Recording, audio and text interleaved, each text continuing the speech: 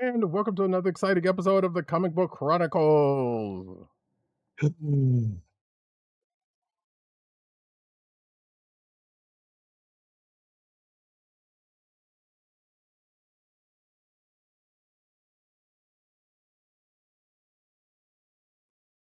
Happy Halloween to everybody out there.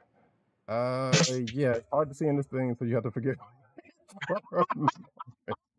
But we come to that was a you, and I filter. can't hear Agent 70 at this point because I can't hear on his mask.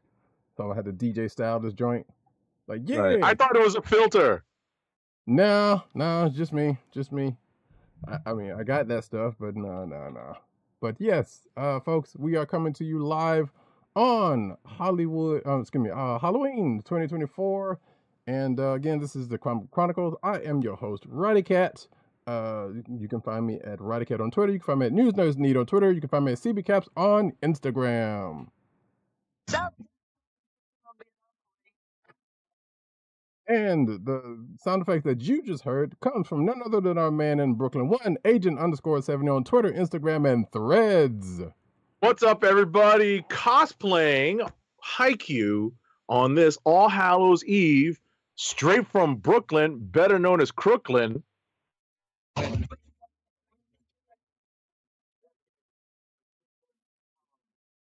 a kid from Brooklyn.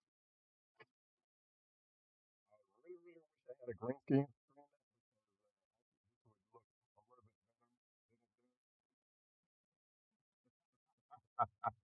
And I'm not gonna keep this mask on the whole time because it's hard. I believe it. And hard to see out of. So I can only imagine how this is gonna sound when I listen back to this. But nevertheless, folks, I honestly thought there was something wrong with the audio. I looked up and I'm like, oh, okay. Yeah. Well, I mean, hey, I can also, you know me, I can do some things to the audio if I need to, but you know, right now we're just gonna leave it the way it is right now, and say that this here podcast comes to you in partnership with and as a part of the Coast of the Podcast Network, that's CSPN.us. Do it today. Yeah. I guess you can call me Werewolf by Night. Oh no. But you can also find this here podcast on your podcast perusal place of choice, whether it be Apple iTunes, aka Apple Podcast, Spotify, or the Coast of the Podcast Network's SoundCloud page. Make sure to click like, subscribe, and leave us all the positive 5-star reviews, especially on Apple Podcasts, because that helps people find our show. And speaking of SoundCloud, listen out for my new EP. I don't know what the name of it is right now, but it's gonna be good. Awesome! Wow. You know, if I had a good Wolfman Jack, that would also probably be appropriate. But also, I can't imagine too many people know who Wolfman Jack even is at this point. Right. I mean, listen, at the end of the day, I feel like if I had a DMX, barking would also work. This is true, and I know I have one. I just don't have it queued up, so that's all good. But anyway, folks, so we're going to have a slight change in the way we do things, as we tend to do sometimes with this show, because we are going to start off doing the news section first, because we have we got something special lined up for later on in the show. So right now, hit the news cue. All righty, now we get into the news.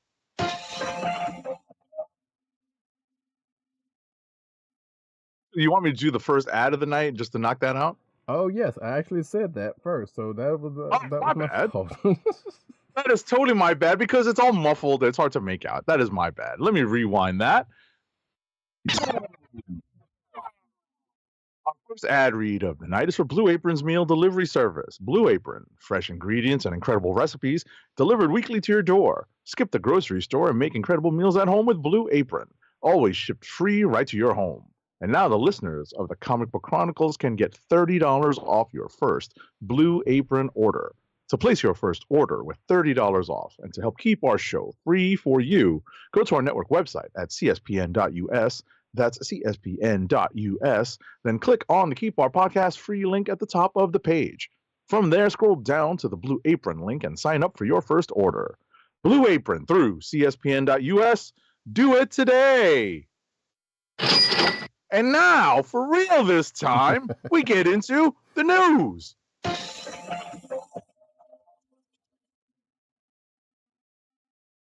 And as we do usually around the time, we get into cinematic news. And in fact, actually, I'm going to just go ahead and take this thing off right now.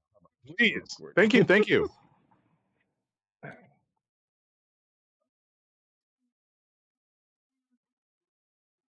right. Now I'm back and knocking stuff over at the same time. So that's also great. I know my head's fucked up, but it's going to be anyway. Hey, cosplay is never easy. It is very much never easy. Shout out to those who live it and breathe it. Absolutely. Those jokers are heroes, for real. Take it from me. You almost depending on how complex your costume is. No matter where you're going, you almost always need a companion, a partner in crime, or just a holder of things. Mm-hmm. Because believe me. sometimes your hands will just get too full with your costume. Oh yeah, I know enough. I know enough cosplayers at this point that was like, yeah, that is confirmed and echoed. So yep. Hopefully I get to actually meet them one day, but that's a whole nother situation. Anyway, cinematic news, folks. First up, Armor Wars writer weighs in on Marvel's decision to turn Don Cheadle series into a movie as opposed to the show we were supposed to be getting.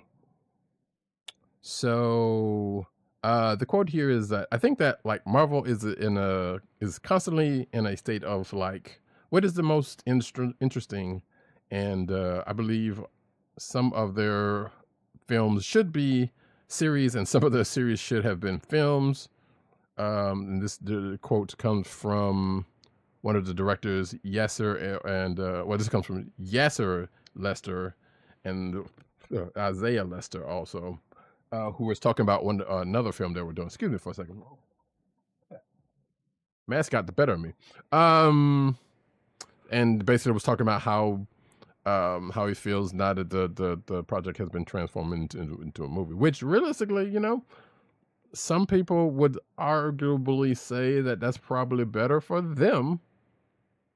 Maybe it may or may not be for the project, but for them, exposure wise, and also depends on whether said movie is actually going to get theatrical release or just thrown out to Disney Plus, So, but he says that on a technical level, that there's been no massive creative disruptions on turning the Armor Wars from a show to a movie, and says as long as they hadn't started shooting yet, it's kind of who cares. So realistically, I think we've had a belief for some of the series that it feels like some of them have been shot like movies. Maybe not every Marvel movie, but some of them felt like they've been kind of shot like movies.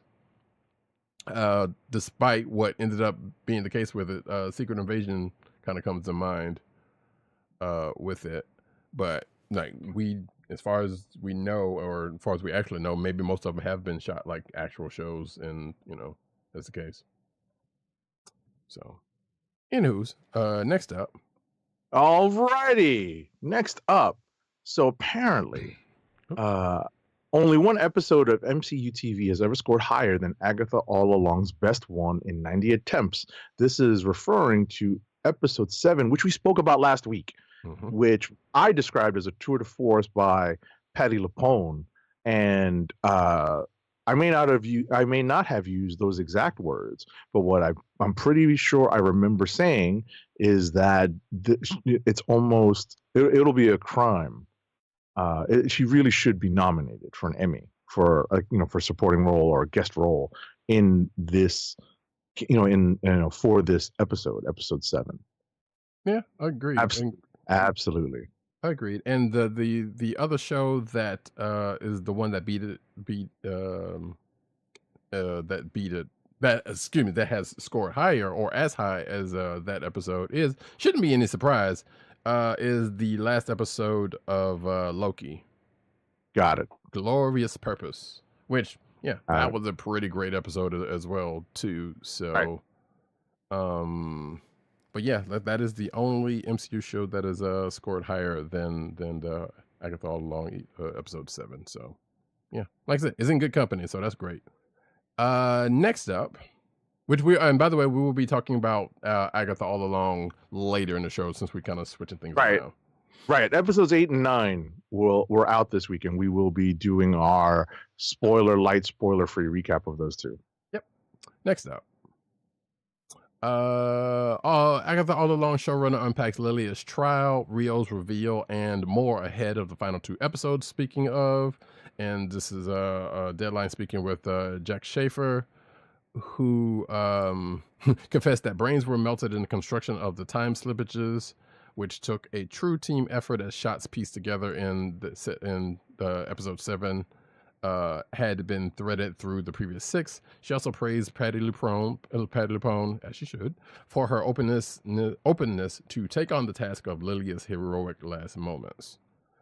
Quote, she advocated for, there were times where I tried to cut stuff and she never wanted to cut anything because she loves the words. Schaefer told Deadline. She wanted to have a lot of conversations. She wanted to know Lilia's arc because she emotionally unravels over the course of the episode and then builds herself back up.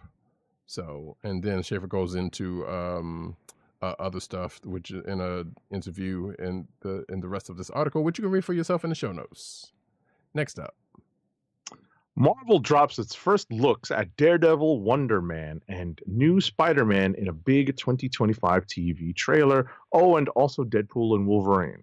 So if you watched Agatha All Along episodes 8 and 9, which dropped yesterday as of the taping of this episode, as of the broadcast of this episode, you will have seen this trailer drop. And it's pretty fun. Right, so it's a mix of live action shows and animated ones, and a blend of new characters and titles and returning ones. So you're getting stuff like Ironheart, Daredevil Born Again, What If Season 3, Wonder Man, and a lot more. So What If is going to release on December 22nd before the new year, and then in the new year we get Your Friendly Neighborhood Spider-Man on January 25th. March 4th. We get Daredevil in Daredevil Born Again, and Ironheart hits Disney Plus on June 24th. And, we're talking about also, let's see here, Eyes of Wakanda, which hits August 6th, Marvel Zombies sometime in October 2025, and the year closes out next year with Wonder Man in December. And there's also Deadpool and Wolverine, because that's going to hit Disney Plus, I think, sometime before the end of this year, right? I believe that is the case. Yes, which makes sense because it would be out long enough for it to be out on digital anyway. So, right. But yeah, so there was a theory about somebody posted a theory, which probably makes sense in that what if season 2 is going to do the same thing it did last time, which was it's going to come out on, as it says, December 22nd, and then just do an episode a day.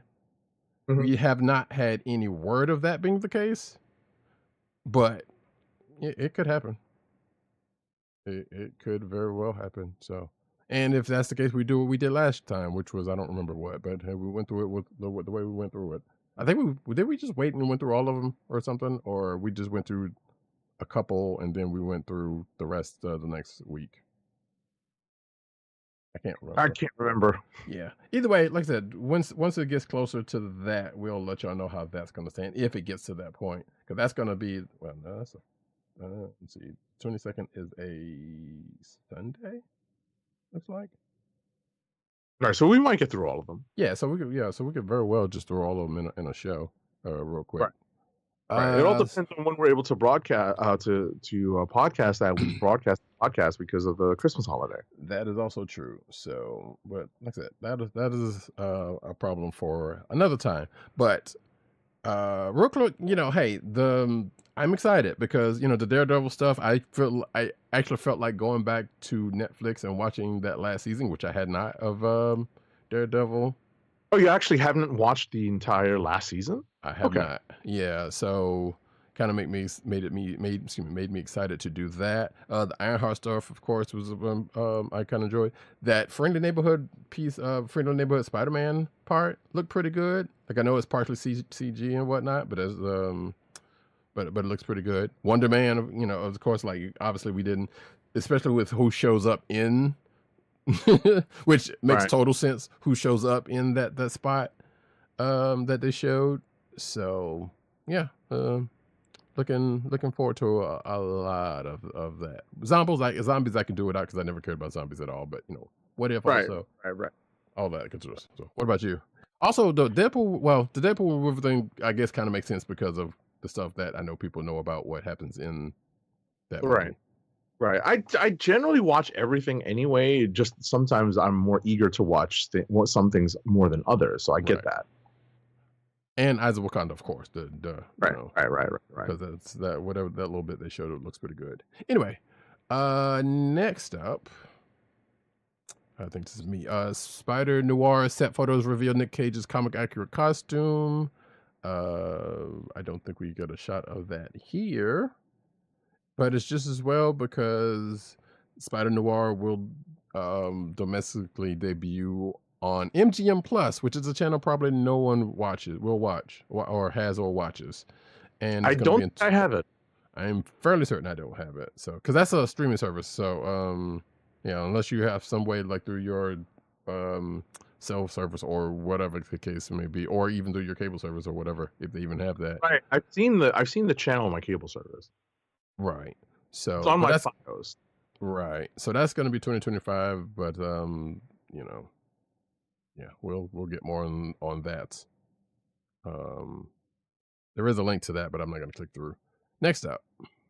Next up, Sony is still rumored to be planning a Sinister Six movie for its Spider-Man universe because, you know, that's what they're doing, all the villain movies, right? So I have a couple of bits of editorial commentary before I move on with the story. And of course, you know, because it's a rumor, we always have to add on this particular caveat, right? So, oh, where did I put this? I normally have the part of it is kind of like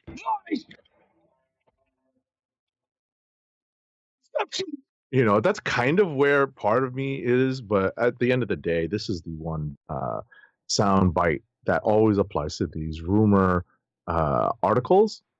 But I ain't one of the gospel, so you ain't heard that from me. All right. So at the end of the day, so there are people who have there's a person that's posted this. So it's an internet scooper who claims that the project is currently in the works at Sony, and the speculation could hold some merit as the Sinister Six, as the Sony Spider Universe has already united two Spider-Man villains on the screen in the Morbius movie that many people did not watch. Exactly. And I guess technically, one of the Spider-Man movies. Well, they didn't. I mean, not to get. Well, actually, the last one definitely they had a couple of them, but not in this thing.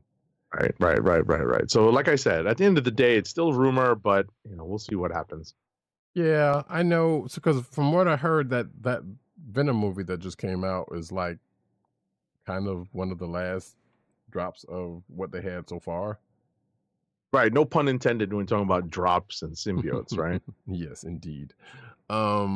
So if that movie kind of continues to lead the way to this movie and all that kind of stuff, but before Marvel hopefully gets it back to the MCU proper, and Venom supposedly possibly gets into the MCU proper, then yeah, I don't know.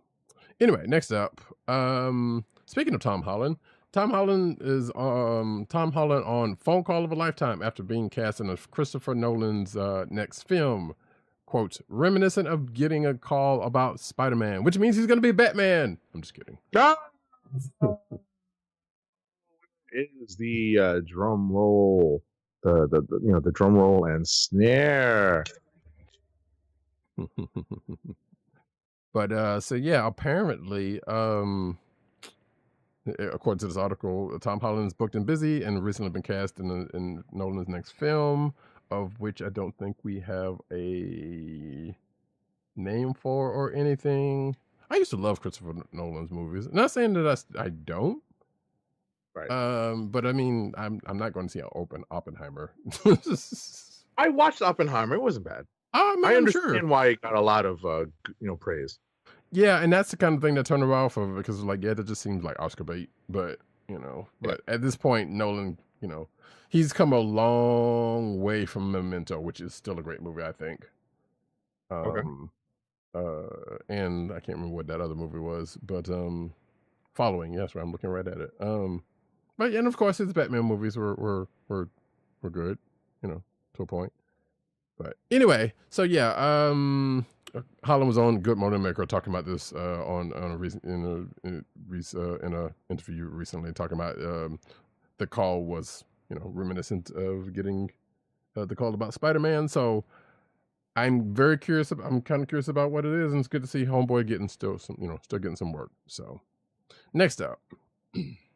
18 months after it was first announced, the Star Wars Rey movie has lost another writer.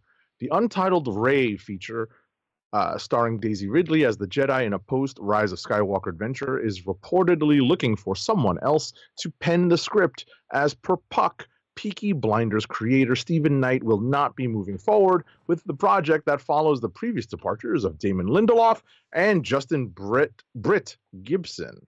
So this outlet suggested that the Rey movie, which would have likely been penciled in for Lucasfilm's December 18th, 2026 calendar spot, might now struggle to hit that particular release date. But we will see.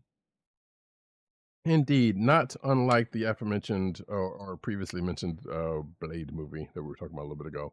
Also, before we move on, shout out to Von Gloom who just joined us in the chat talking about, dang it, will I ever catch the beginning of a show again? I mean, sir, we know you're busy, you got your things going on, but we appreciate. So do we. That's why we always start late. Well, yeah, there is that also. He also says Holland will be Tim Drake, of course. He doesn't have the assets for Nightwing, pun intended. Ouch. That's funny. Yes. All right. Next up, in news nobody actually needed, but The Simpsons will join Monday Night Football on ESPN Plus and Disney Plus. So the entire NFL game will be, as this article is saying, Simpsonized from the players to the stadium. Yikes. So the town of Springfield will host a National Football League game in December at Adams Stadium, but neither the Springfield Adams nor the Shelby Sharks will take the field. Instead, it's going to be the Bengals Cowboys game on December 9th, which will be transformed into I was about to do the Mumra thing. Transform this decayed form to realistically, as long as The Simpsons have been on long enough to it is kind of decaying, but hey, that's just me editorializing. But yeah, so it will be transformed into the world of TV's longest running sitcom, The Simpsons, for a special Fun Day football edition of Monday Night Football, as the article says. The special Simpsonized broadcast will air on the aforementioned channels as mentioned and the NFL Plus mobile app. The game will broadcast in its regular form on, of course, those places you would expect it to in that situation. So yeah, that's going to be weird and kind of different. I would tune in to see that how that's going to play out, or how they end up doing that, because obviously they're not going to know how the game is going to be before they do before they do the board work, right? So they're probably going to put a filter on things, I would imagine, because that can be the only way they would have to be able to do that in real time, Yeah. So I don't know. Weird. Either way, not too much time on that one. Had no idea there was going to be a Rey movie in the works. Yeah, that's been gestating. We still don't know. Yeah, I was going to say that was announced in 23, according to that article. Mm-hmm. Yeah, I think it was might have been hinted at Celebration. Yeah, Celebration D23 1 or 2. Yeah, so Ay caramba, does Lisa need braces that bad? Well, I think Oh, no.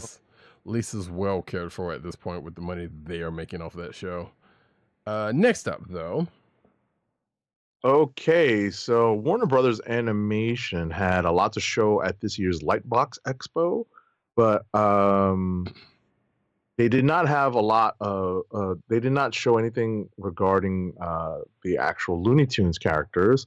So that's in spite of the next Looney Tunes film, The Day the Earth Blew Up, a Looney Tunes movie, which is set to release in February 2025, which I didn't know about or completely forgot about. And that's going to be the first theatrically released Looney Tunes film since 2021 Space Jam: A New Legacy with LeBron James. So the panel did not discuss this new upcoming movie too much.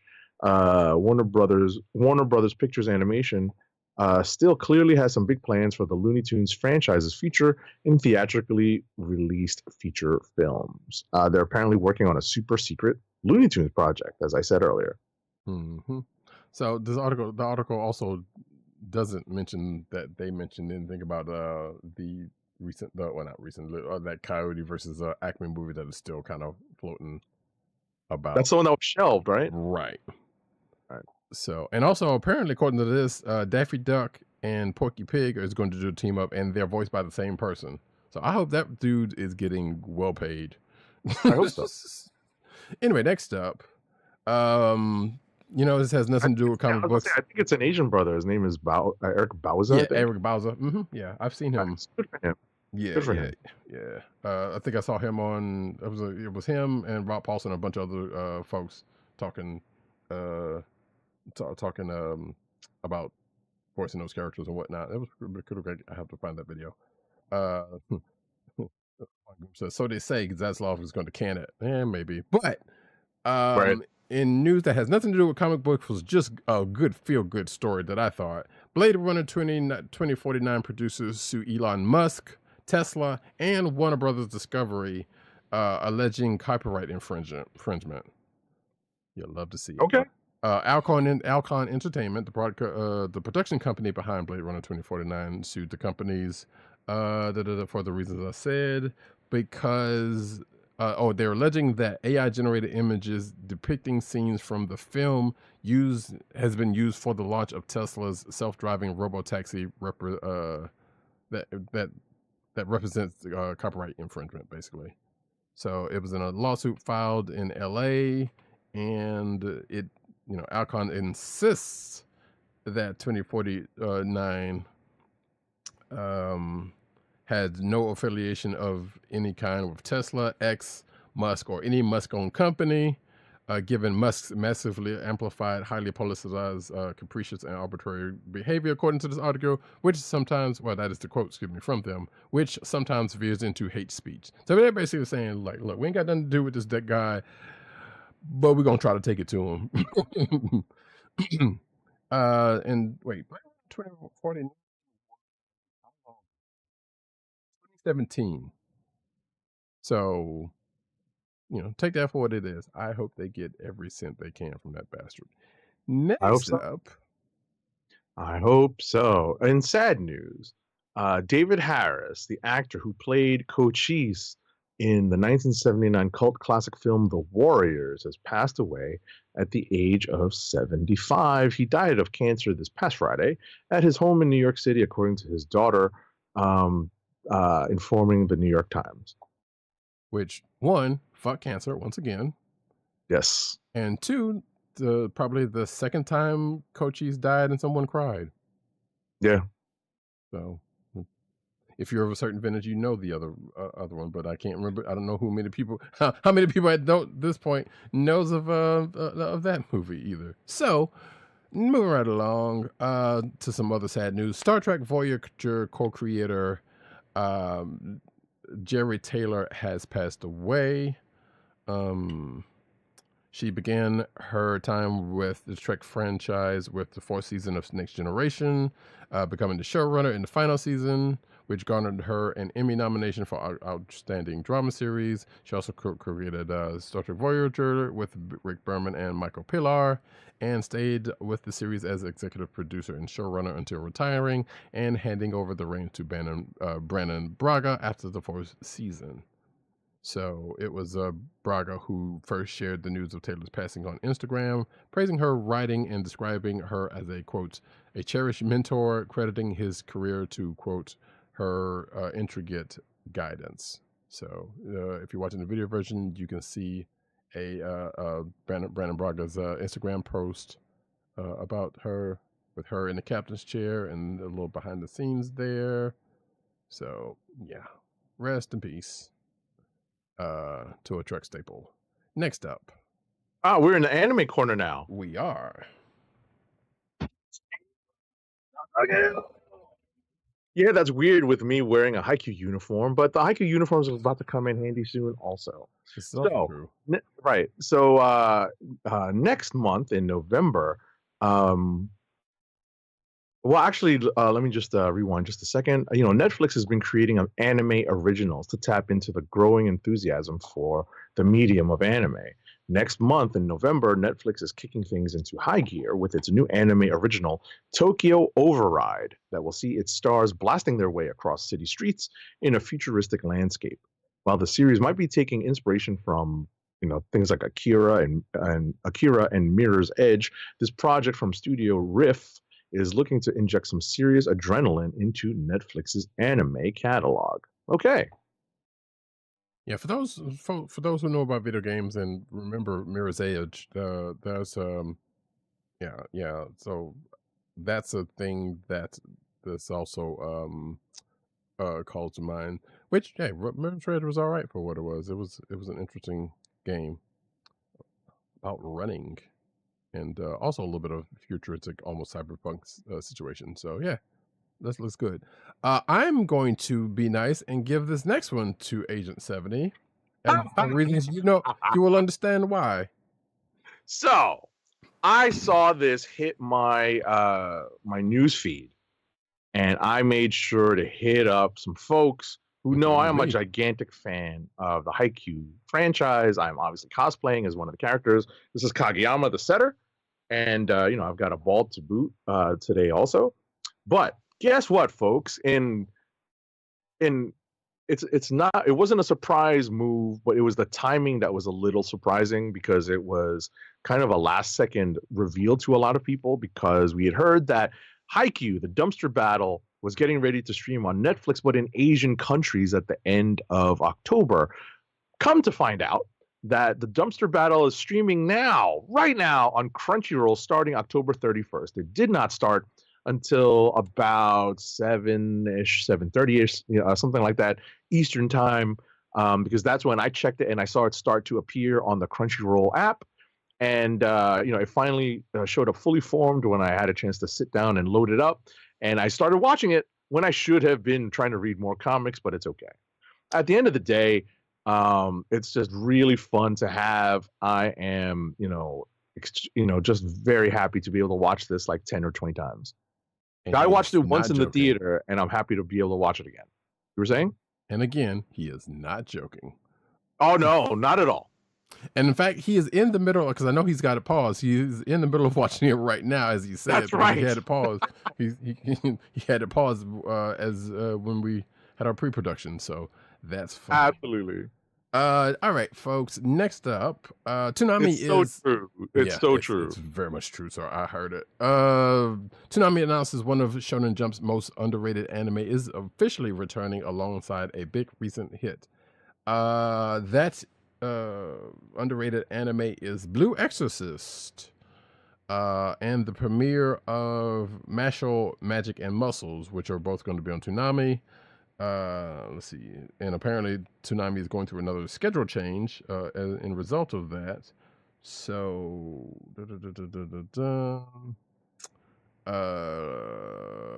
see, at the Adult Swim panel at New York Comic Con, It was announced that with Demon Slayer, Rick and Morty, who cares? Toonami will be adding both shows that I just mentioned, Blue Exorcist and Martial Magic and Muscle, to the lineup from November 2024 onwards. So starting probably sometime, I was going to say starting sometime tomorrow because, hey, we're on the last day of October as it is.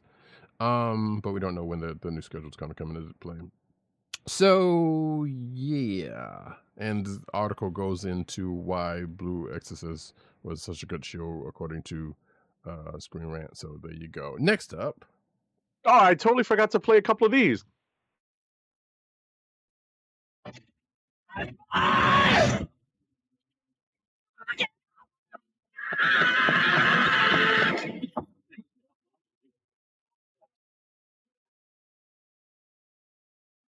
Anyway, I had to get that out of my system. Mm-hmm. All right, so you read the Toonami, right? Yes. All right, so Gundam will roll out tons of new projects for its 45th anniversary that is coming up. So let's see here. When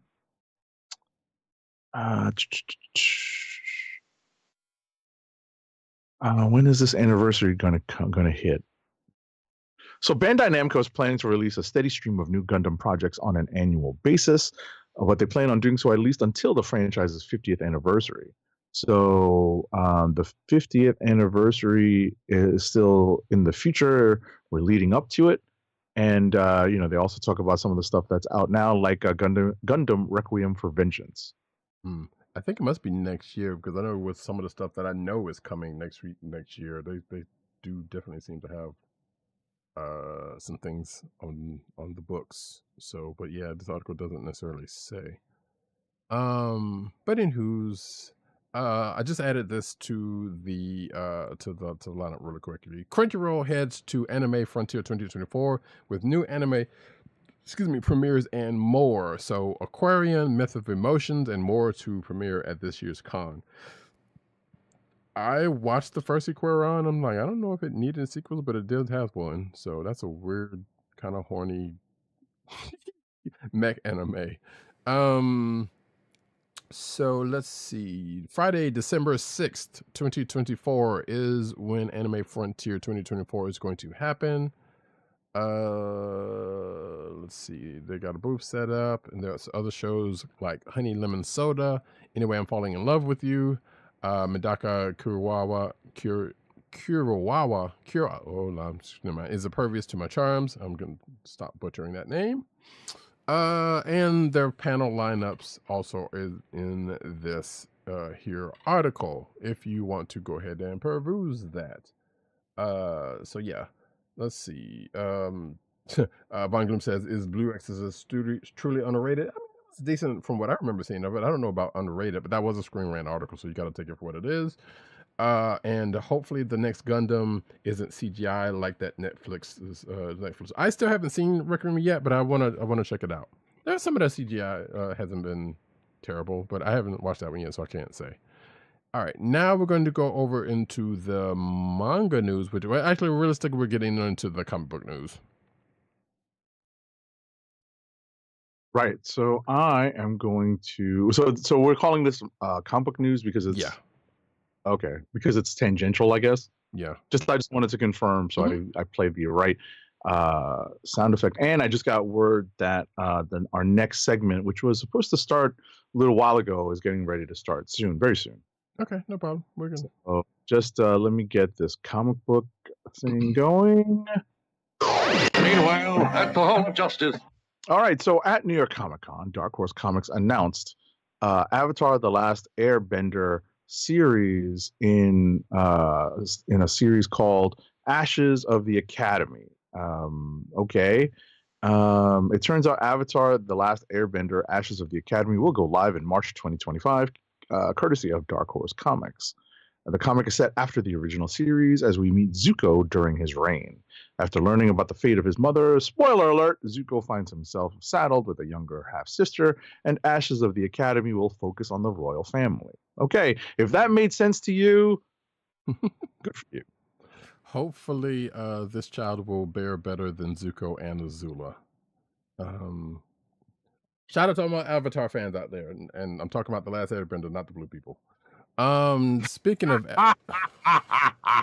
speaking of last Airbender news, there's a new release date for a new graphic novel, which oh no, this is the same one, so never mind, forget that. But I don't know why I put that in there twice. So we are into comic book news properly with Jonathan Hickman announces arrivals in Shift graphic novels from 3W3M. So let's see. Yeah, so these graphic novels are going to be with Nick Spencer, Mike Del Mundo, and Mike Huddleston. So is this an imprint or?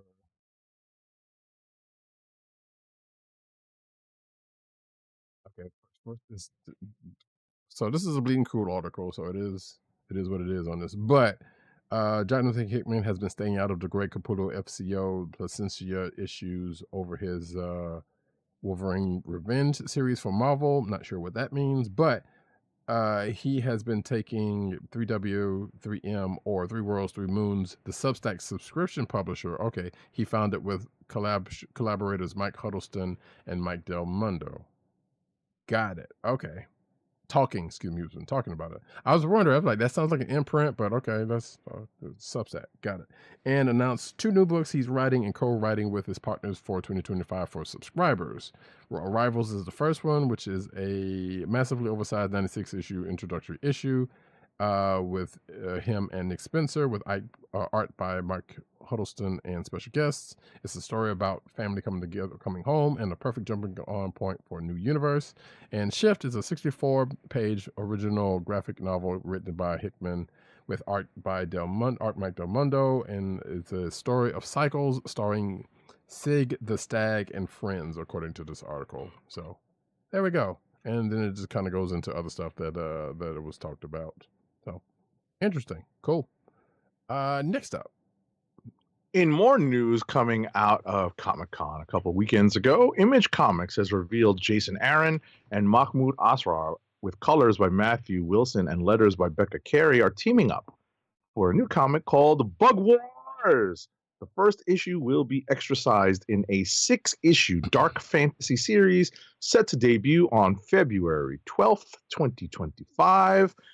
You can go back and look at some news that came out of the Image Comics Presents Breaking Ground panel that aired at New York Comic Con, and I think that video still might be available. So yeah, this is what is that genre called where you're taking characters and putting them in another reality? Isekai.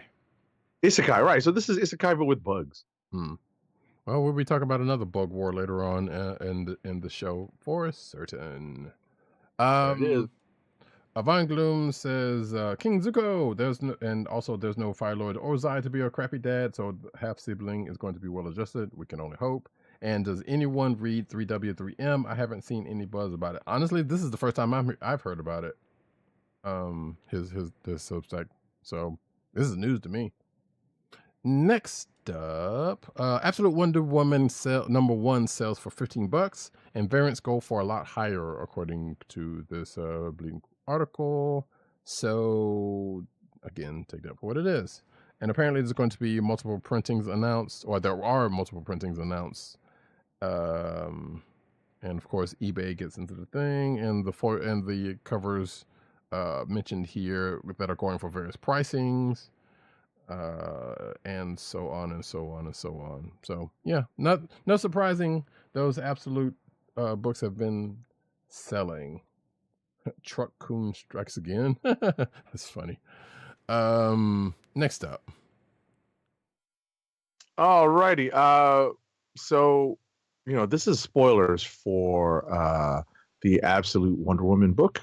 DC's gods in that book banned a word from that universe, the Absolute universe. I'm not going to spoil what it is, but it is a word that relates very much to Diana Prince and Wonder Woman. So it's a short list if you really think about it. Woke. Got it. Oh no, stop.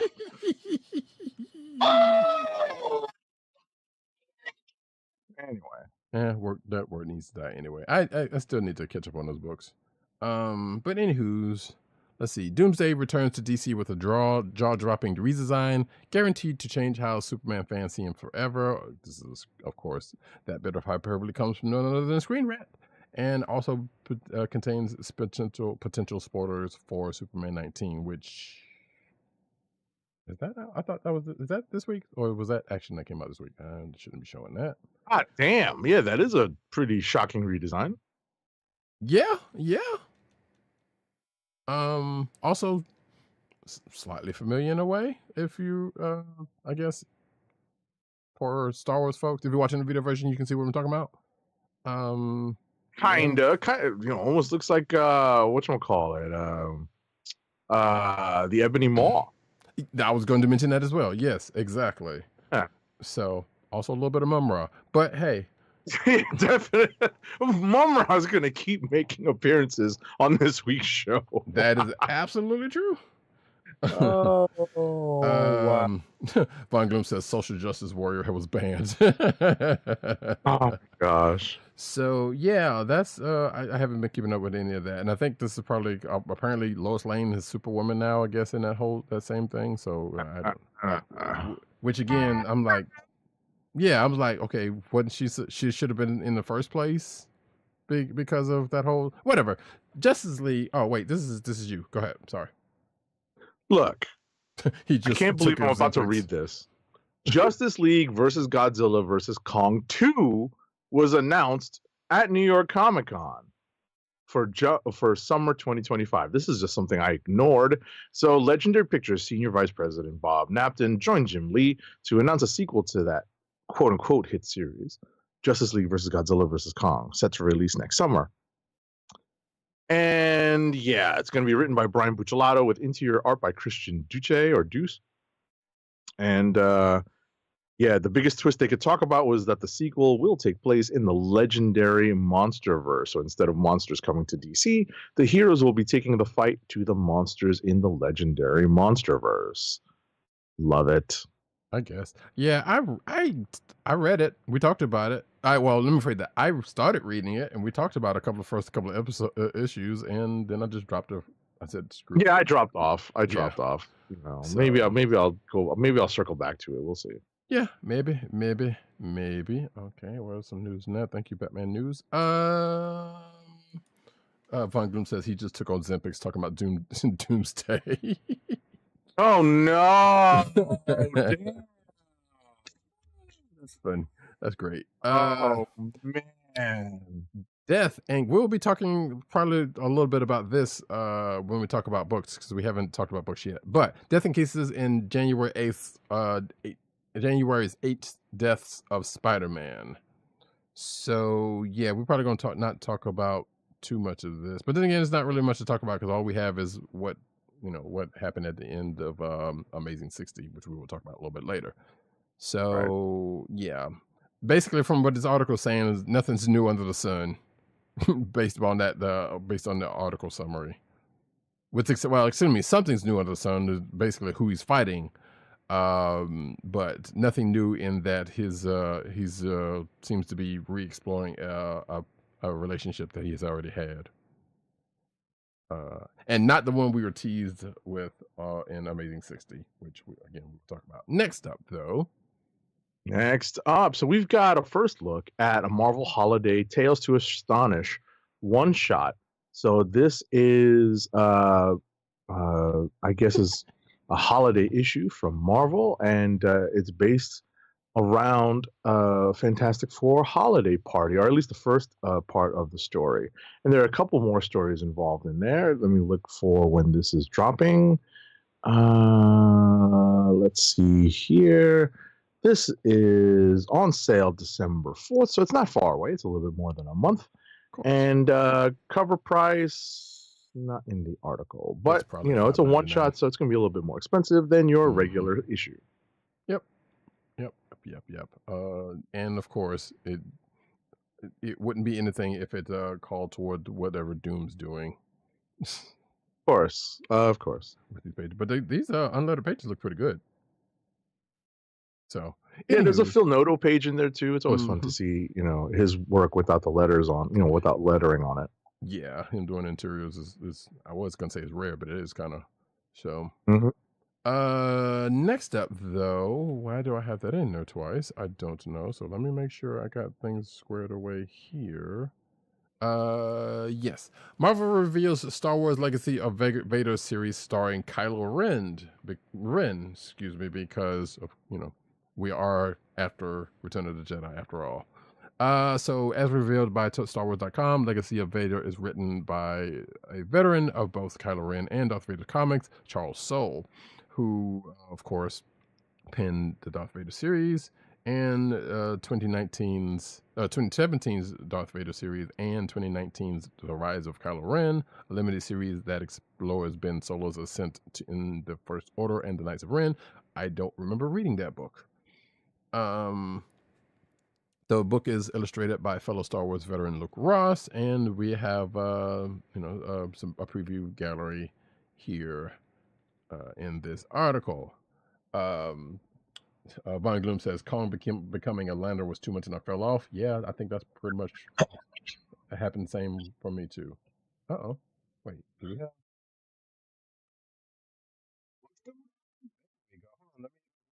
Hold on, ladies and gentlemen, we have friend of the show Matt Wang 97 with us.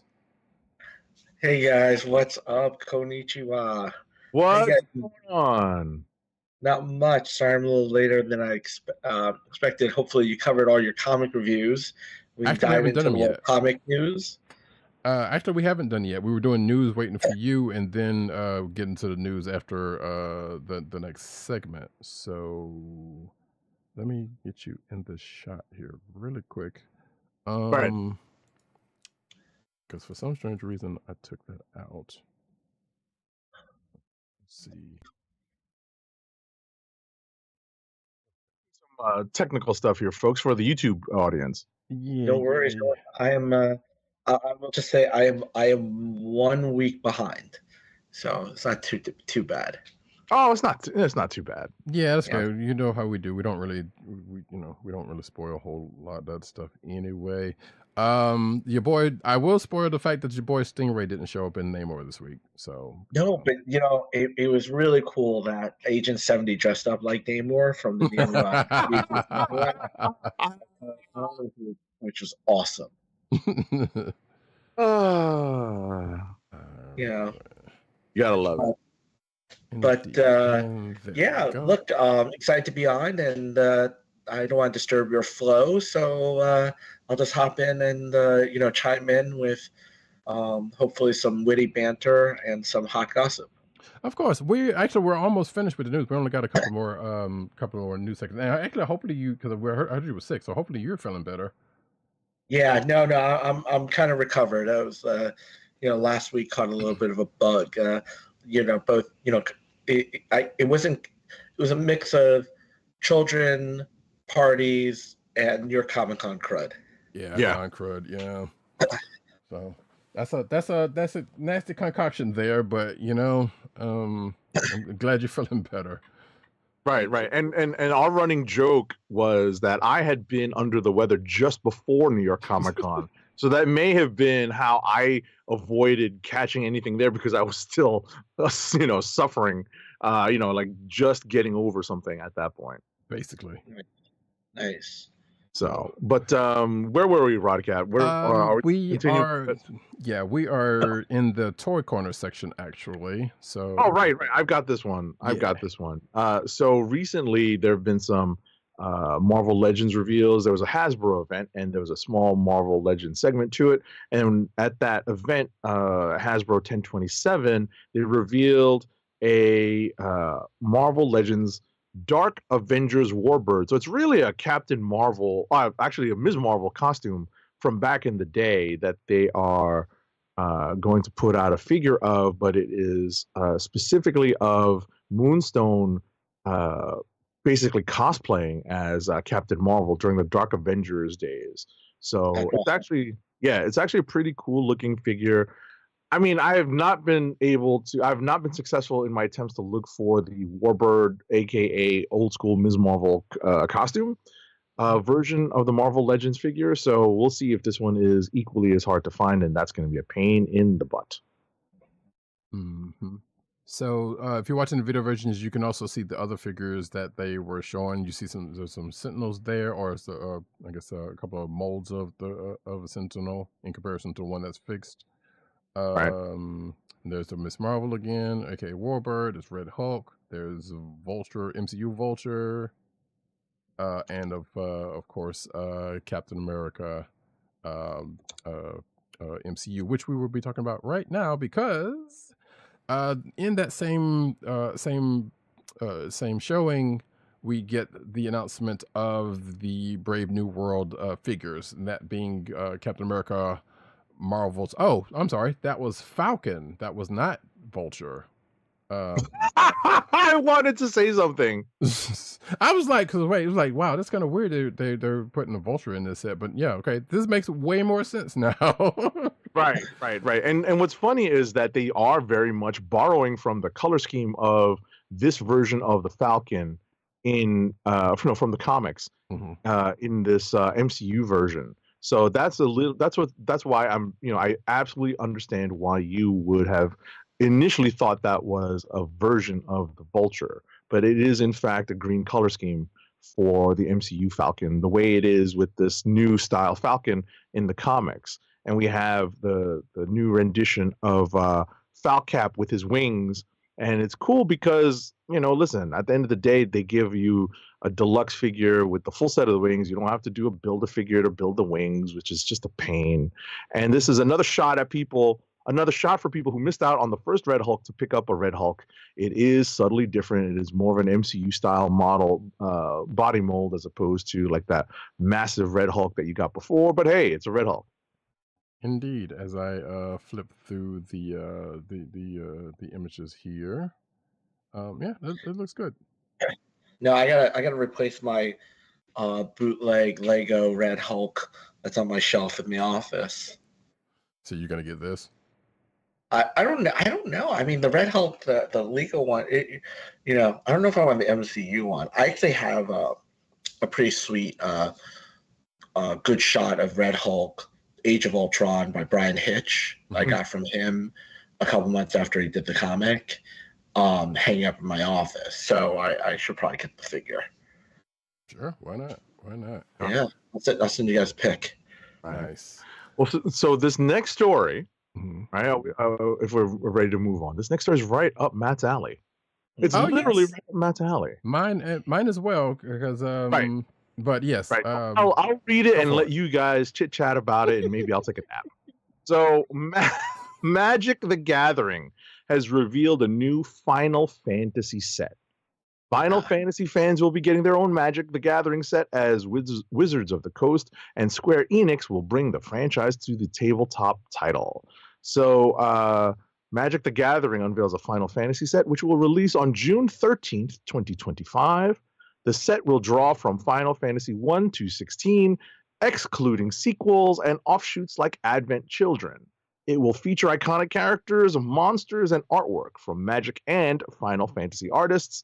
And this will be available on Magic: The Gathering Arena, which blends Final Fantasy lore with Magic strategy. This was announced during MagicCon Las Vegas.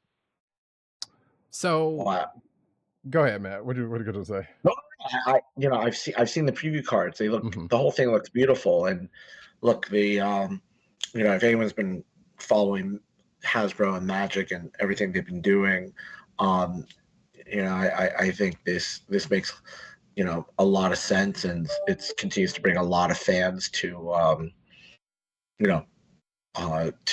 Magic: The Gathering. And look, Roddykat is probably doing the same thing I'm doing, getting ready for this Monday. Hell yeah! The preview cards are sweet. I got to hold the counter spell at Comic-Con. I didn't get a chance to go to the event, but I had some friends who went, and that what's this Monday again for those of us who are uninitiated? So that is when the Marvel collaboration with Magic: The Gathering comes out for their Secret Lair stuff. Are you getting the Super Drop, Matt, or are you just getting a Secret Lair? I'm talking about like the Secret Lair trying to, I think that's going to go quick if everyone's followed the Monty Python. I think this is going to go as quick as like the Monty Python one. I mean, it's going to go very fast. Yep. I mean, the D&D one that just happened recently went pretty quick. A lot of stuff sold out very quickly. I think the stuff looks really beautiful. What I heard from the panel, the Marvel panel, I know we were talking about Final Fantasy, but is when you look at the art style, I think you guys will like the art when you see it. But they purposely made a decision from what they told on the panel to do an art style that was just for the trading card, just for the Magic trading cards. Right. I am less of a I am less of a Final Fantasy fan. So even though I played like 14 and some of the others, but regardless, I'm like, this is cool, and yeah, it will bring some new people to the table. But also, I know there are people that are still very upset about the course that Wizards is going with all of these layer drops that are outside the universe. I guess the situation's going on. Basically, some people are like they're pandering or whatever the case may be, and whatever. But those people are already going to be mad at anything that they do, and probably still end up buying some of them. So it's crazy. Look, I think I do. Look, with the game, I love. Made so many great friends from it. I played professionally in college, and I wouldn't have some friends. I wouldn't be. I wouldn't be where I was without it. And I'd say, what they're doing to expand the audience by providing this product makes a lot of sense. I'd say, there's a counterpoint, which I can understand, where, they're putting out so much product, and it's just, it's hard. It's hard to keep up, right? I think, they do a great job. If you want to spend money on Magic, they will make sure they're providing new product in your hand for you to spend money on. Yep. But I hope that they continue to support the more casual player, which has really driven a lot of the growth in this game. And on that note, how you feel about Foundations, real quick? How do I feel about what? Foundations.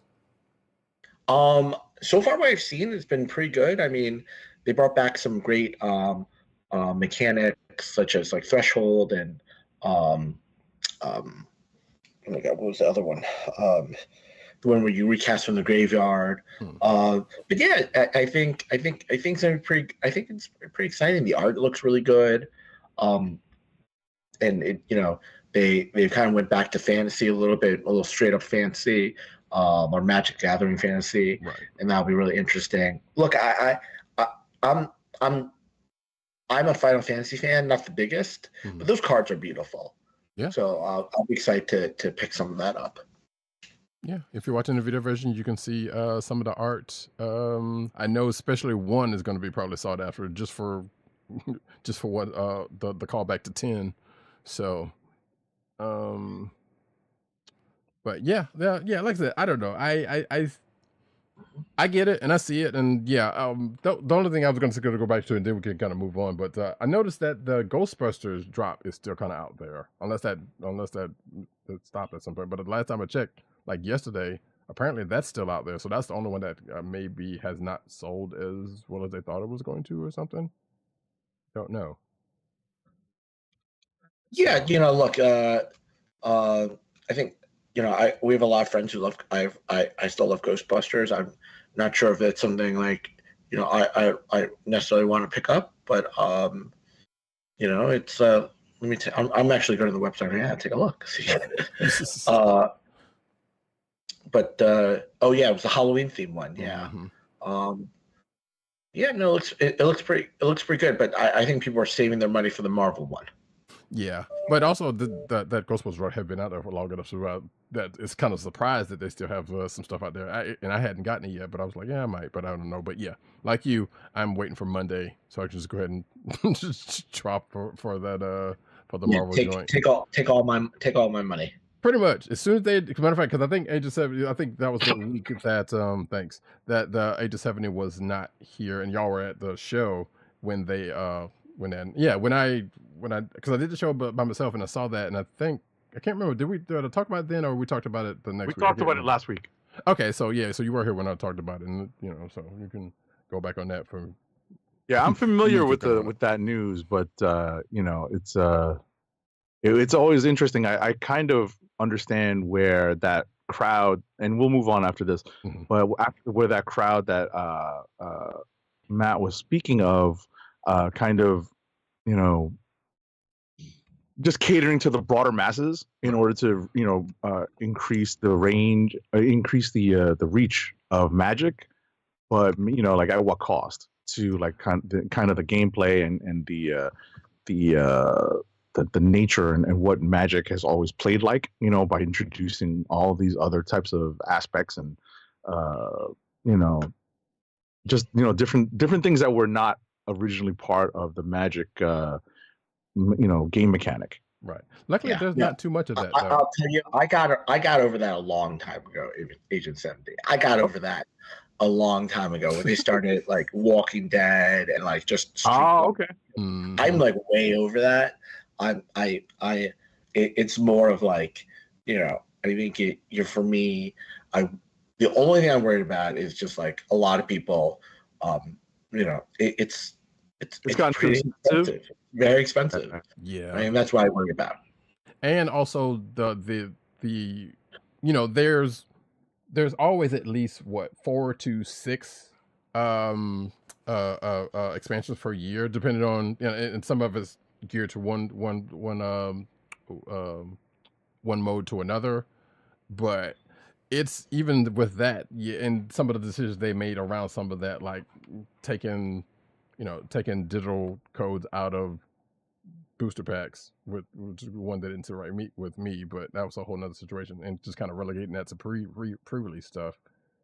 That was kind of a bummer for me, but at the same time, you know, it is what it is. And luckily with some of that stuff, they hadn't really done too many extra mechanics with the last few drops that they've done that wasn't already in the game. Yeah.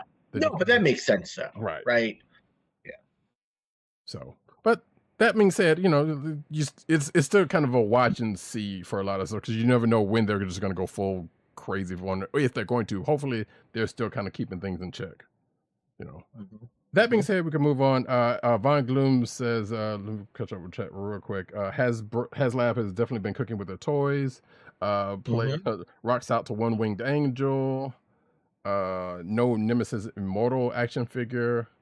Yeah. Hopefully Kylo Ren isn't. Yeah, what is that? What figure is that from G.I. Joe? Like, I thought I knew I was a decent G.I. Joe lore fan, even though I didn't collect the toys. Who's Nemesis? Nemesis Enforcer was from the movie. The movie. Yeah. You remember Globulus and Nemesis Enforcer and the lady, and name escapes me. Right. The Pythona. Yeah. Yeah. So yeah. That's who that is. Who would, again, you know, if you've been keeping up with the Skybound stuff, has been around.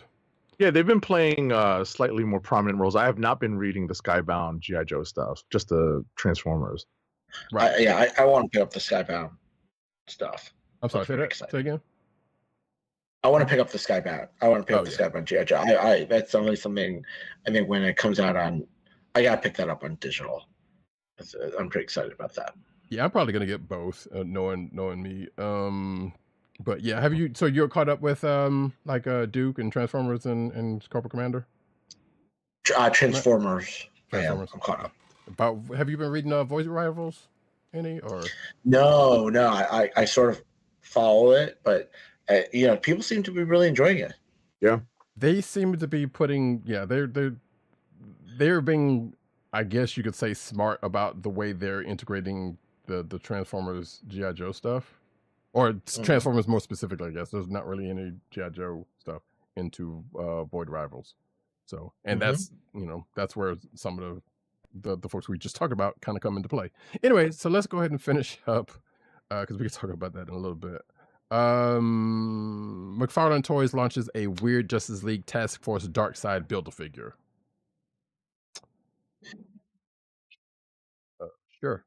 So right. So I was actually about to do this story. Right. So let me jump in because apparently this toy wave is a build-a-figure wave of DC multiverse figures that are inspired by a poorly reviewed video game that launched on the Super Nintendo and Genesis in 1995. Yeah. The game in question that I'm speaking of is Justice League Task Force, and the figure lineup includes figures of Superman, the Flash, Aquaman, and Batman that include pieces to assemble Darkseid.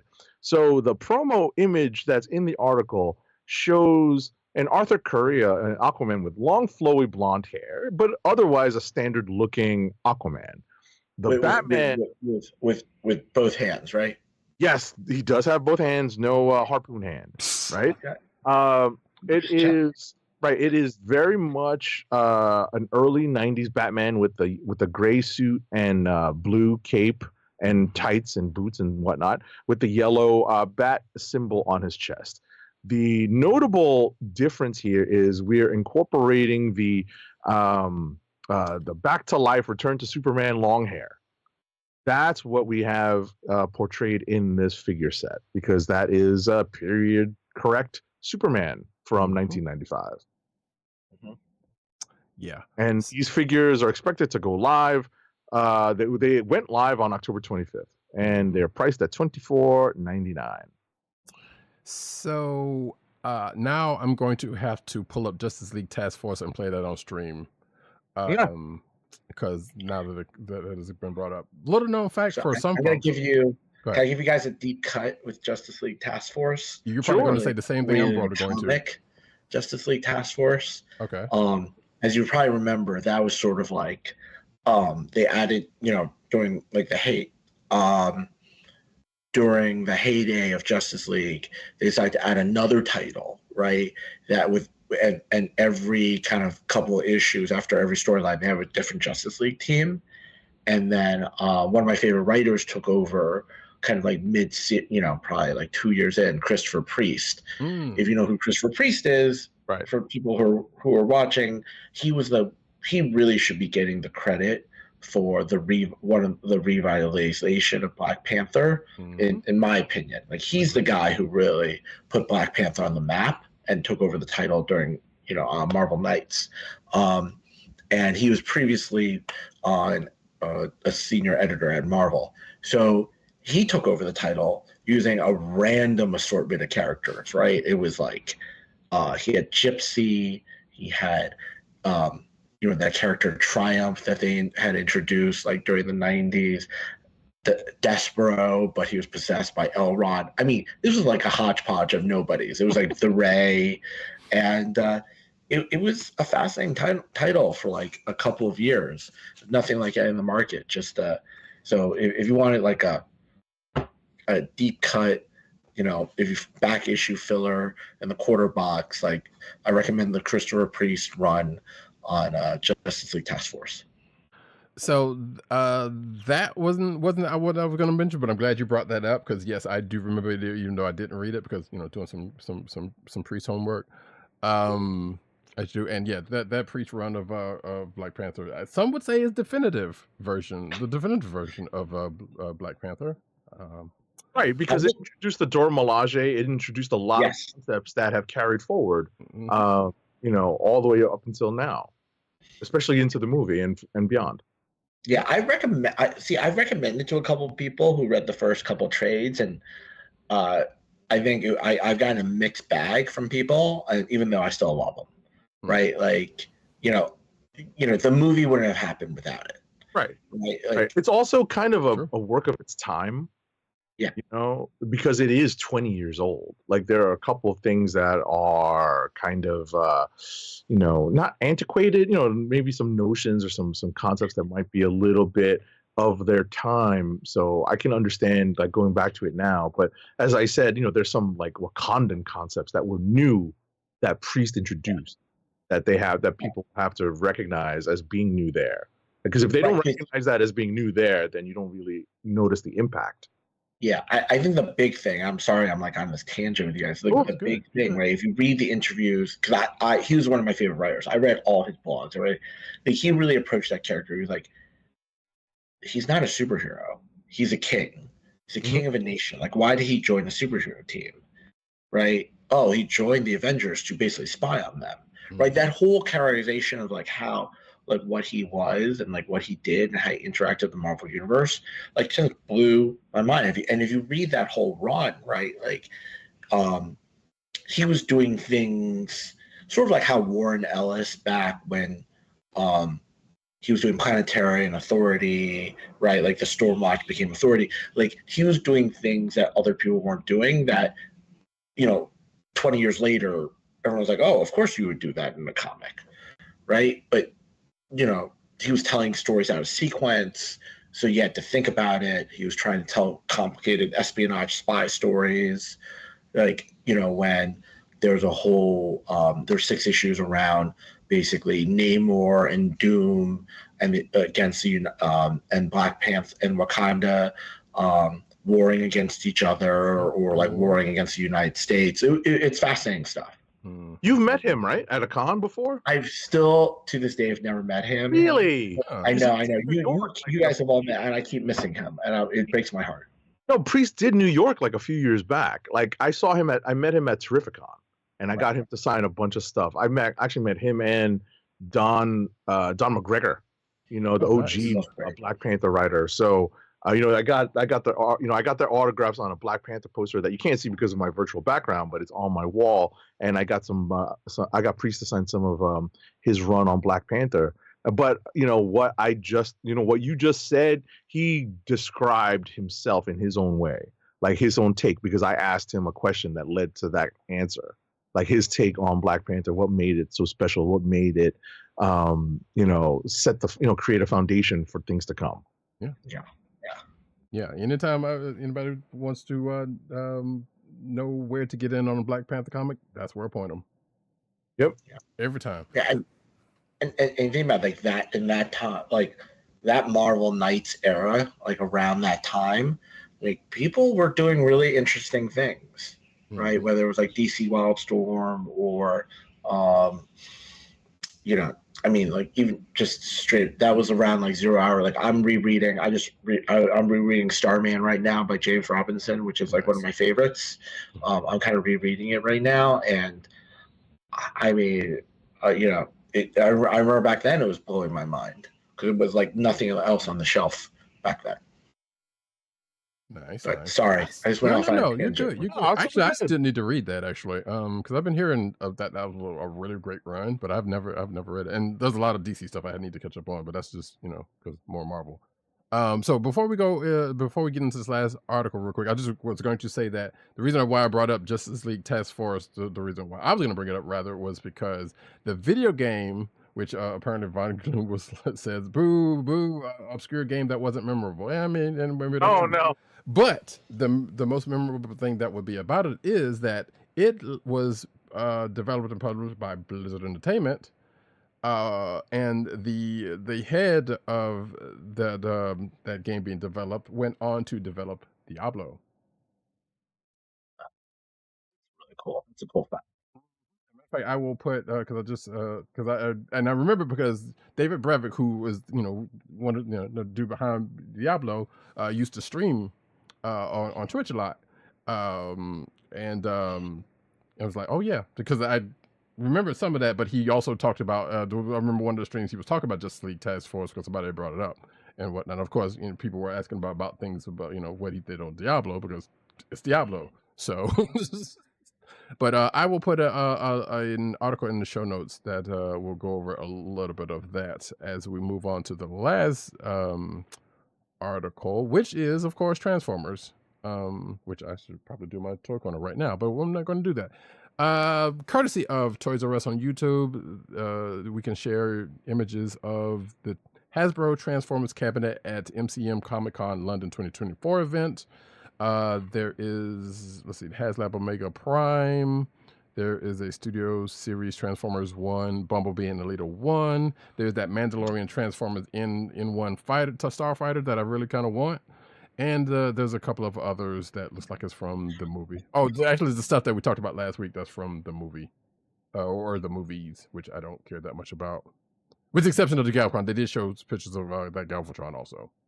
Holy cow, that Omega Prime thing is gigantic. Yes. Yes, it is. God. So, I'm not going to click through all of these pictures. Just kind of... How did I miss this? Oh, God. So I just, because I had seen news about the London Comic Con stuff, but I just happened upon this because, you know, to get news for this show, but it was like, oh, okay. That was a happy accident. Wow. So, but yeah, that's, I really want that Galvatron. That one's probably, if there's going to be anything out of all of those, maybe that Omega Prime, I don't know, but yeah, that's the thing. That hasn't launched yet, right? No, it's not. I don't know. I don't think that it has launched yet. I think it's about to, or if it did, it just had. It's a HasLab, right? Right. So Yeah, that's right. Because right now it's the Ghostbusters HasLab. Correct. So, actually, wait, hold on. I'm looking. Oh no, wait. It looks like I don't know. This might not be the same one. Okay. Because there was a campaign for, but that's for Robots in Disguise Omega Prime. So I don't know if that's. Yeah, I wonder what that was. I wasn't sure. Yeah, and actually, and that was from back in June of this year. So I don't know if this is probably a different one. I don't know. I'd have to look into that a little bit more because there's a part of that doesn't make much sense if it's that one. But that being said, yeah, Transformers stuff. Read from the chat real quick. Von Gloom says definitely get the Cobra Commander book, and I agree because that was a pretty good book. He apparently we dropped some news about Priest writing Justice League on our man here. He also says that Priest definitely did the Lord's work on Black Panther. Also introduced the Kamoyo card 2 from that. Yep.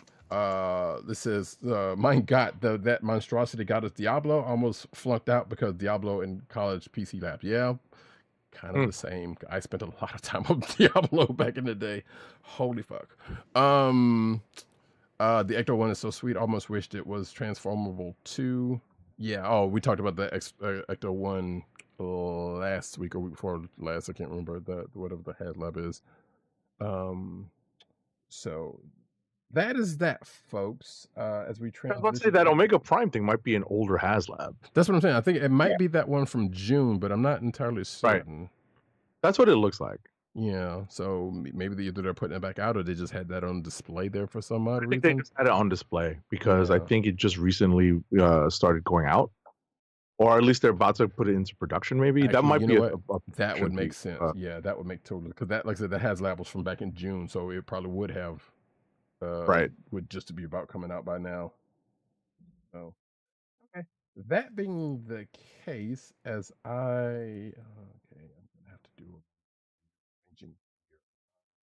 We are going to actually get into New York Comic Con discussion with these two fellows while I go take a nap. Because I know they have a lot to talk about.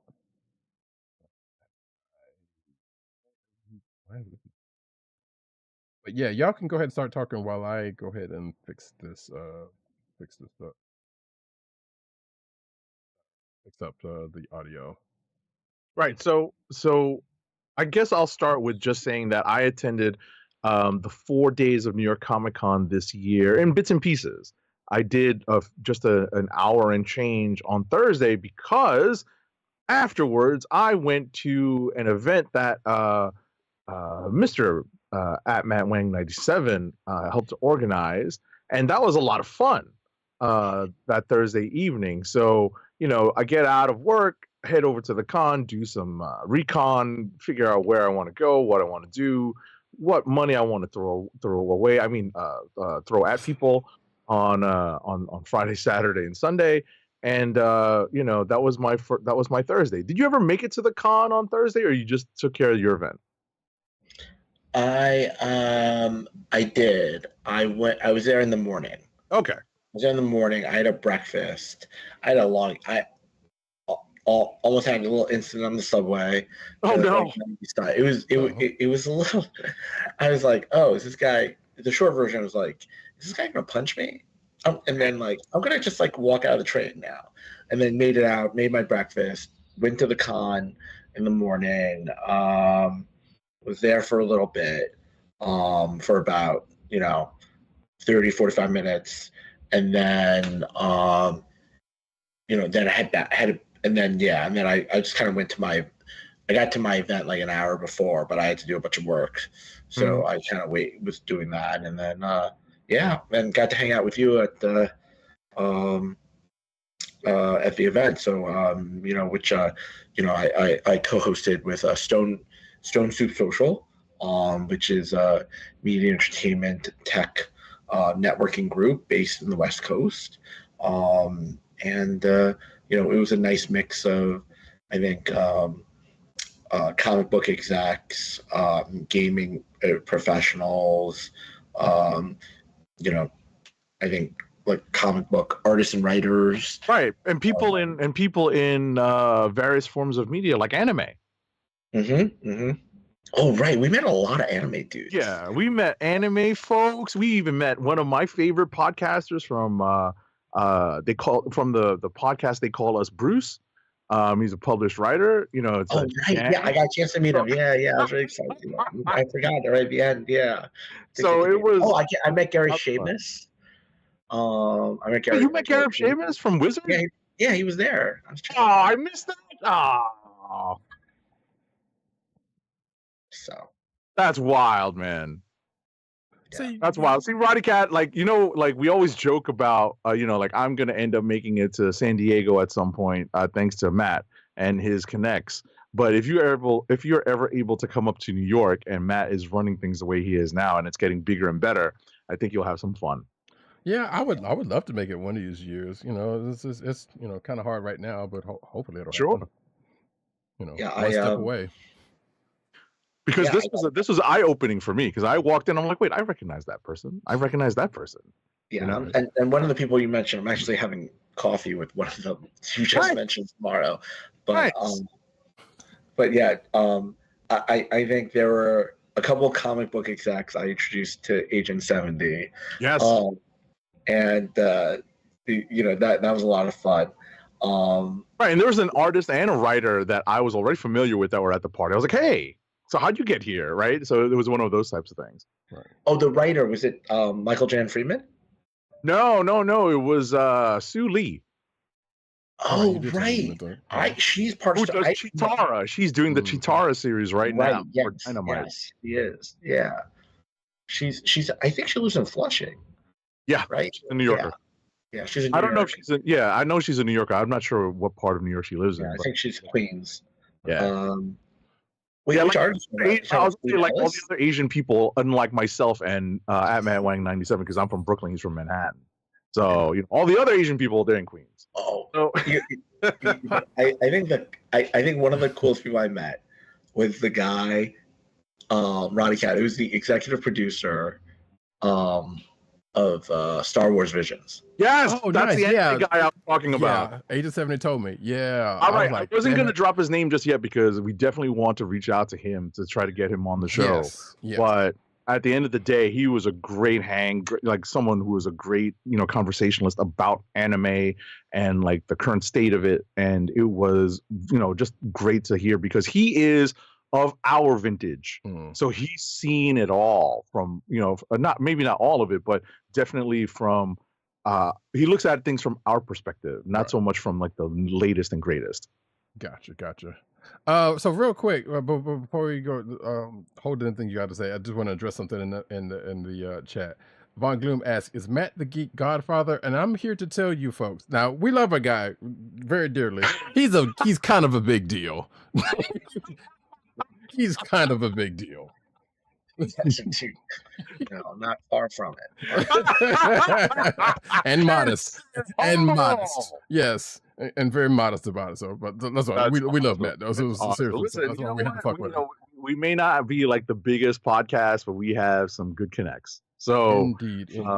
Right. So moving from Thursday was a great time, right? The artist, just to answer Matt's question, the artist I ran into who recognized me, but had, because it was dark, had to do a couple double takes, right? It's Kreese Lee, right? I actually stopped at his table and picked up something that he did recently.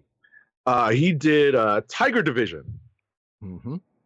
And I'm gonna drop my background because I'm probably gonna pull out some stuff to show. So I'm just gonna drop the background. We need to try to get him on the show.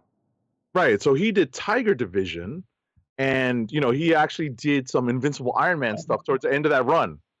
He was the tall guy with glasses, right? Yep, tall guy. Yeah. Yep. Oh, right. I remember. Okay, and he actually lives in Long Island or something. Right. Like that. Exactly. You're exactly right. Yeah. You're exactly right. You're right. I remember catching him on his way out because he needs to go catch a train, and you got to catch those trains because otherwise, at that late at night, you'd be waiting for at least half an hour or more. Before you go on to Friday, I think one you should invite to the show that I don't know if you got a chance to meet him. He grew up in New York but lives in LA now. Was Jordan from Zoop, Zoop. You might be familiar with Zoop. They are the leading comic crowdsourcing platform. I think I met him before. But I don't recall speaking. Oh, you met him with me probably walking Artist Alley. Right. Like, yeah. I think you're absolutely right. I think it was last year when I met him because I remember Zoop. I just couldn't remember the name. Okay, I have heard of this. I have heard of Zoop, but okay. Like Jordan knows everyone in the business, and the stuff he's putting together for creators, he does all the fulfillment and the books he's putting together, they're beautiful. Right.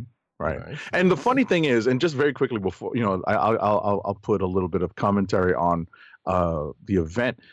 So Matt and his partners are holding this event in a lounge / bar in Hudson Yards, which is super swanky. Like, I'm not getting in there on my own, right? And two, it's very dimly lit, still dressed as if I'm at work. So it was very it was definitely a strange feeling to see like comic creators who were dressed like they just came from the con, hanging out with us. And it was a very eclectic mix. Let's put it that way. Yeah, when Agent 70 told me about that, I jokingly asked, like, so how big was this little affair that Matt had? So, and sure enough, about as what you think it might have been, but like I said, it is all gravy. It is all yes. great. I don't know. It's like 30 people, 40 people. Something. It was it was probably in like the low 40s. Right. It was like a section of this lounge bar restaurant, and we were crammed in there, but it was a good time. It was a good time. Yeah. So that is sort of like that is. You got a little taste of what happens in San Diego. Exactly. Something to look forward to, something to whet the appetite. Indeed. So, so as we move into Friday, so Friday and Saturday were, for me, more Friday really was my shopping day. It's like I went in there ready to just like go around and pick up prints and stuff, so I would not have to carry it around over the weekend when I knew I would be like hanging out with people and family. So did you do anything on Friday? Because I've got some stuff to show. No, I want to see yours. I got Friday. No, I did. I did walk in, but then I picked up. I came in. I picked up. My friend Steve Ellis. Right. You might know him from Only Living Boy. He's a very famous, like, fancy Magic the Gathering, artist. Cut his teeth on like D&D, but he's an old friend. Caught up with him and a couple of his artist friends, and I picked him up. And then, now that Hudson Yards is open, we just kind of walked over there to have a drink. Right. Nice. Very nice. Nice. Gotcha. All right. So I picked up some stuff. Now it's show and tell time, folks. I'm going to try to go through this as quickly, as concisely as I can. So we were talking about Transformers before. Hold on. Before you do that, let me do one thing really. You're going to move the shot to me? Yeah. And do that and then add Matt to it. So, but you can go ahead and talk while I add Matt to it. Sure. So bottom line is, we were talking earlier about the current Skybound Transformers. I ran into Jorge Corona, who has taken over the art on the Transformers book. He had a table in Artist Alley. He had already sold out, I think, by that time, of the covers, like the issues that he had for sale of the covers that he did. But he had, he obviously does the interiors now. So I got him to sign this cover of Transformers. I'm not actually collecting this book, but I am reading it, so it's pretty cool. So I got Jorge Corona, and that I guess is his signature on books that he does. Right, so it's pretty cool. All right, that's one thing. And then I also, as I said, ran into Sue Lee, and she signed 2 issues of Chitara that she had for sale. I think this is a variant cover for issue number 1. And issue number 2 as well. So she signed these. The signature is hard to make out, but it's there. I think I have that second one. Right. And I'm always good about checking in with Greg Pak, the writer. And the Darth Vader series that he did with Marvel just ended. But I did pick up, I don't know if this is a variant or not, but it is number 1 issue of his run on Darth Vader. And he signed that for me. I think that is a variant. Cool. Right? And that's pretty cool. It's a nice looking awesome. variant. Yeah. No, I didn't get a chance to pick up anything from him this year, but I did pick up the free book with you on Sunday. Well, when we get to Sunday, that Greg. Yeah, exactly. So you know me, I'm a big fan of Mouse Guard. And I went to David Peterson's table, and he has this big thing with magic now. Have you picked up any of those play mats that he did? You have all of them, don't you? I'll do one. Of course he does. He did 3 pieces. He did 3 pieces. Yeah. Black and white art for Bloomborough. That's right. And I have one of them. I own one of them. Nice. Yeah. Wait, you got one of the black and white or the full color? Original pieces, the original art pieces. Right. Okay. Nice. Yeah. Trust me, it was cheaper than getting anything color though. Bloomborough, that's that that I will tell you that they were there's a whole Facebook group focused on selling magic art, and you can tell those prices were going for double what usual color art would go for. And I was very lucky to bid and win on. Nice. He did 3 black and white pieces, and I have one, which I'm gonna get soon. Have you gotten any of the mats? I mean, just for you could use them as like a freaking mouse pad, like a desk mat for your office. They're very big. They're very big. Yeah. I love those play mats. Which one did you get? I didn't buy any, right? Because I got something else. But when I saw them, I'm like, you know what? Because I have like a large desk mat. It's a New York Mets desk mat. Let's go Mets. In my office at work, right? So it's like it's an oversized mouse pad, but it's a nice, kind of a smooth desk pad that you just put your keyboard and stuff on, like your wireless stuff. And that's what I saw that as. Like these gaming mats can also substitute as mouse pad, like big desk mats for your computer desk. So Matt, I tried to sell him on the Peterson mat, the Mabel mat. But when Bloomberg came out, he wasn't biting at the time. But when I saw it in person, I was like, ooh, that's a really nice piece. So you know what I was wrong? He did 5 pieces. I was wrong. He did 5 pieces. I just checked. I mean, I saw 3. That's why I didn't correct you, because I saw 3 mats that he had on sale. Okay. I saw him. But I picked up a new Mouse Guard T-shirt. Nice.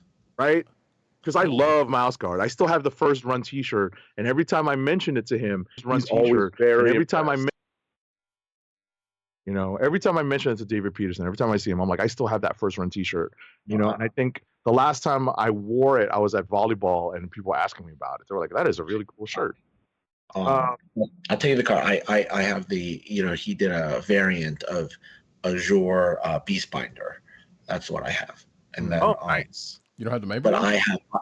I have a beautiful mouse guard book. The first time we did San Diego Comic-Con 2004, he was there and he was moving on up, right? Like, and he had this beautiful, I had no money, I was a grad student, but he had this beautiful cloth, huge, sort of like those, those IDW big books, like the full size pages. And he had that, and he had this beautiful, like he drew this beautiful marquee in it. I'll go find. I'll send a picture to you of it. Sure. It's still, for me, it holds a lot. It was during my first Comic-Con, 2004, and still holds a lot of a special place in my heart. Absolutely. So, moving on. So I also ran into Bruno Redondo, right? So I'm a big fan of his and Tom Taylor's Nightwing run, which recently came to an end. So I picked up some prints from him. So the first thing I picked up was, and I'm kind of mixing a little bit of Friday and Saturday now that I think about it, because I think I checked in with Redondo on Friday and ended up buying this on Saturday. So I'm going to start combining Friday and Saturday, and you can do the same thing, Matt. I picked up this print from Redondo. Oh, cool. Ooh, that's really nice. It's 11 by 17. And I also picked up this, which is one of the variant covers, I think, for the last issue of Nightwing. Oh, yes. You were talking about that one. Yeah, so it's like a, it's like a top, it's like a animation style panel where it's like going top to bottom. Mm-hmm. And it's really nice. I'm looking forward to framing this and hanging it on the wall here in the home office. So I also ran into, he's done Marvel work and DC work. His name is Peter Nguyen, and I picked up prints that he did of like original compositions. So one of them is a print of a commission that he did, which is a remix of a Jim Lee cover. It's the one of the famous like swimsuit covers that he did with the X-Men, but now he recast with the New Mutants, members of the New Mutants. Right? So that's Magic up front. You can see Roberto da Costa, see Lockheed, and Rachel Summers.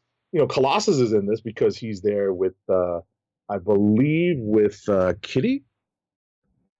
And, you can see other members of the New Mutants, but you recognize this image as originally composed by Jim Lee, but Peter Nguyen remixed it with members of the New Mutants. It's pretty cool. That's awesome. He had a Storm print that someone bought the last one in front of me. I was livid. It was a beautiful piece. The next thing I got from him was, because, like there's always a deal. You buy 3 prints, you get a little bit of a discount. It was a New Teen Titans print, but with Nightwing as opposed to Robin. So it's a little off in terms of like being period correct in terms of costume wise, because you see Terra, but this is not exactly all period correct. You see Donna Troy in her OG Wonder Girl costume. Slightly, a little bit more. A little bit more up. There you go. Yeah. I'm sorry. Pardon me. No, you're good. There you go. There you go. There you go. So yeah, no, this is beautiful stuff that he did. Like I said, it's it's original work that he composed and made prints of. And the last is the X-Women, like all X-Women all the time. Right? That's really good. Yeah, that's really good. That's really good. Right. And speaking of X books, can I just say that? Sure. I know 6 issues have come out, or 4 to 6 issues come out of the new X books, and I'm reading a lot of them, and I hate to say it, like I'm definitely I think some of the cover art's really good, but it's not living. I'm hoping it gets better. And I'm keeping the faith. Right? No, which one's in particular? It's coming off of the Krakoan era, and coming off that is tough. Yeah. No, but the middle and the end of Krakoan era, the end of Krakoan era was okay. Right.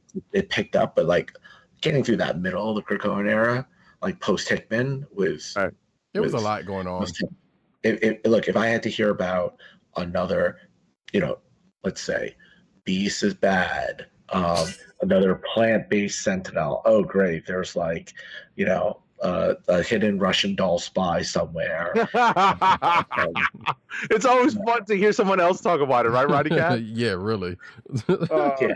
Oh my God! If I had to hear one more thing about that, I was just gonna I was gonna be, I think, done. Or I'm sorry, we're going back millions of years in the past and we found more mutants.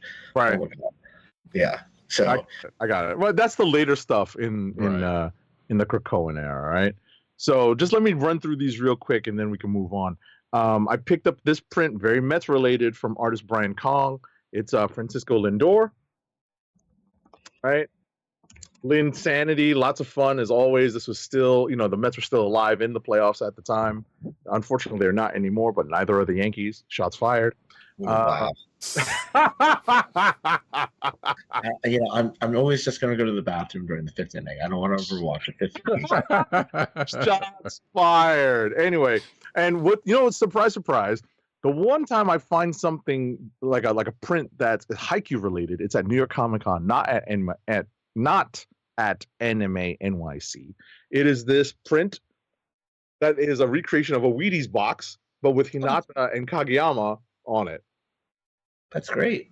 Yeah, so I'm looking forward to putting this up on the wall. And last but not least, in terms of Friday and Saturday, I'll move on to Sunday real quick because I did pick up one cool thing on Sunday. Actually, no, not last, but almost last.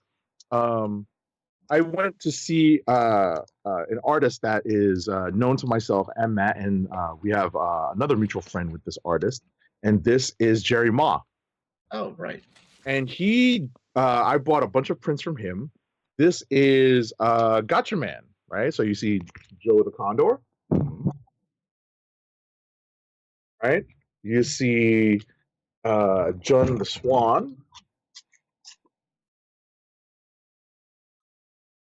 Right? And you see, because there is something Mets related, because he is a Mets fan in here. And you see, of course, I know him as Keith, right? But it's Ken the Eagle, right? And it's pretty cool, right? And lastly, he does a great Met thing. It is, of course, the real MVP of the National League, Francisco Lindor. Looks like a action figure, right? It's like a Francisco Lindor Marvel Legends. Nice. That's awesome. Right? So I'm looking forward to framing that. So that is basically my Friday and Saturday. My Friday and Saturday were like shopping and a little bit of hanging out and taking pictures on Saturday. But that was Friday and Saturday for me. So what'd you do on Saturday? Did you make it to the Saturday? No, I didn't make it. I had to, some family stuff with my kids, and then was up at the American Girl store for. Oh, that's right. I remember that story. Yes. Matt's wife told me this one too. Yes. All right. So Saturday, I'll tell you that one of my highlights was actually doing a commission. Now I'm not a baller like some of us on the call, and I can't commission like the best things, but I did find this one artist who's willing to do like anime style commissions. So I asked him to commission some Haikyu stuff. So this was like a super quick sketch. He did it right in front of me. It took maybe 12 minutes. Right? I think it cost like $50 or something like that. That's great. Wow. See that? It's Hinata and Kageyama. It's really quick, but the colors are like alcohol-based markers, right? So they definitely bled through. So I had to make sure that he had that a page behind the page that he was sketching on. But yeah, it's pretty cool. Happy to have a Haikyu piece in my sketchbook. That's a really nice piece. So that was Saturday. So now we're going to get to Sunday, fun day, family day. And, this is when Matt and I actually hooked up at the Comic-Con and spent some time together. And my sister, my niece came, and they were both, my niece was cosplaying. My sister was, semi cosplaying as R2D2. Not technically as R2D2, but just dressed up, in R2D2 clothing, right? But my niece was dressed up as Nezuko. Nice. And if I do have one regret is that I was cosplaying as a Haikyu character. I was Kageyama, the uniform number I'm wearing right now. And I think about it now, and I wish I had coordinated this more with my sister, because I might have looked for a wooden crate, a wooden backpack, and a Tanjiro costume so that my niece could climb in and we could take pictures of me carrying her around as Tanjiro and Nezuko. Missed opportunity. Right? There it is always next year. Definitely a missed opportunity. But we did have fun anyway, because we did some kids day stuff in the kids room. And I'm very thankful to Matt for reminding me that kids room existed, because kids get very bored at New York Comic Con once you buy them something and the newness and the dopamine wear off. And I'm going to get to what I bought in a second.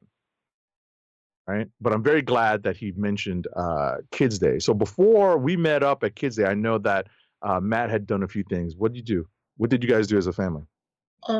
No, we got there. We hit the floor briefly, but it was, obviously super crowded. And then because we got there a little bit later than I did last year. We got there probably like 11, something like that. And which isn't terrible, but the crowds have already picked up at 11. Then we identified, head down the kids' room. They wanted to go to the video game area, which this year wasn't set up the way it was set up last year. Really? The kids' room was empty. Yeah, the kids' room was empty. What was different about the video games? They still had the tabletop role-playing games and like some of the card game area, but the video game area was sort of roped off, so you can like free play video games. Nice.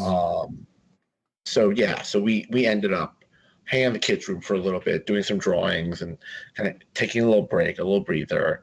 And then walked around a little bit more, then ended up, spending about an hour and a half in the kind of like lunch cosplay area, like outside. Yes. I spent time there on Saturday on my own. It was a lot of fun. Great costumes. My girls saw an Elsa from Frozen Fever, if you know you're Frozen. So it was one of the other, not the movie, and she was giving away little snow G's, which are little like snowmen. They were taking pictures with people. People loved their costumes. It was a lot of fun. There were some good Teen Titans. I was very proud of one of my girls identified the Riddler. She was like, "Oh yeah, that's the Riddler." I was like, "This is great. I'm teaching you well." Exactly. But yeah, it was fun. We saw people were coming by that we knew that were just say, "Come outside, get some fresh air." And then eventually, after that, we came down to see you down in the kids' room. Right.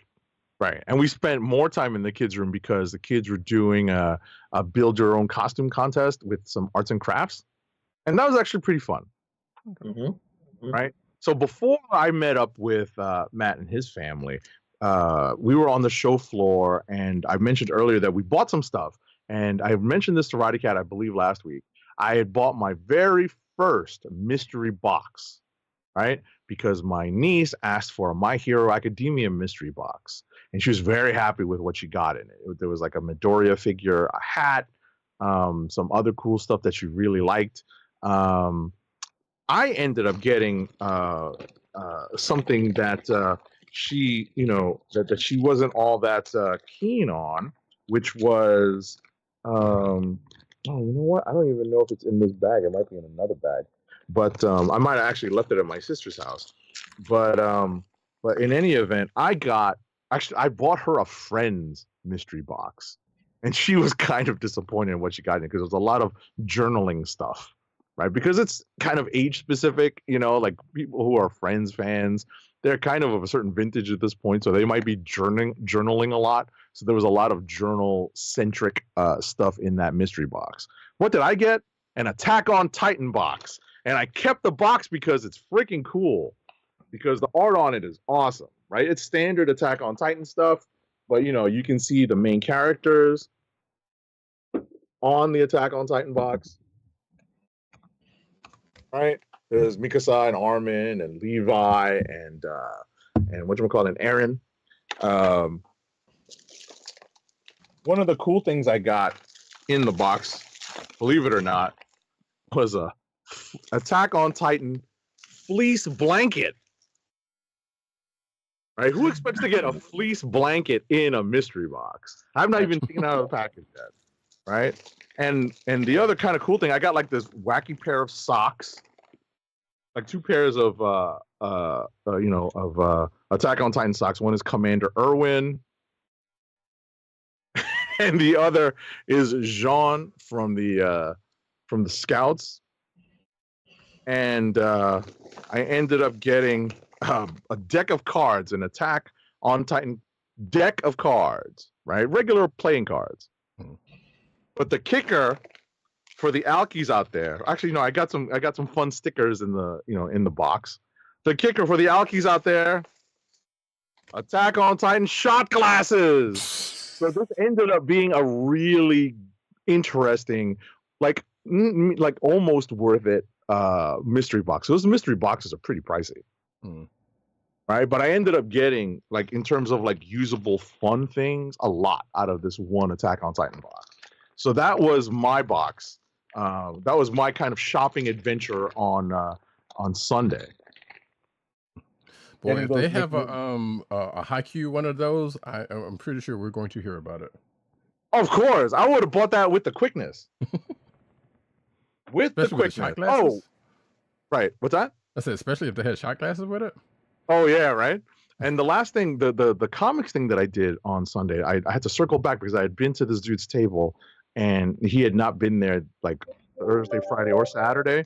I got Pornsak. I bought a copy of the Manchurian one shot from Pornsak Pichetshoot, the writer who did The Good Asian, and I was kicking myself for not having the Good Asian trade paperback on me because I have it.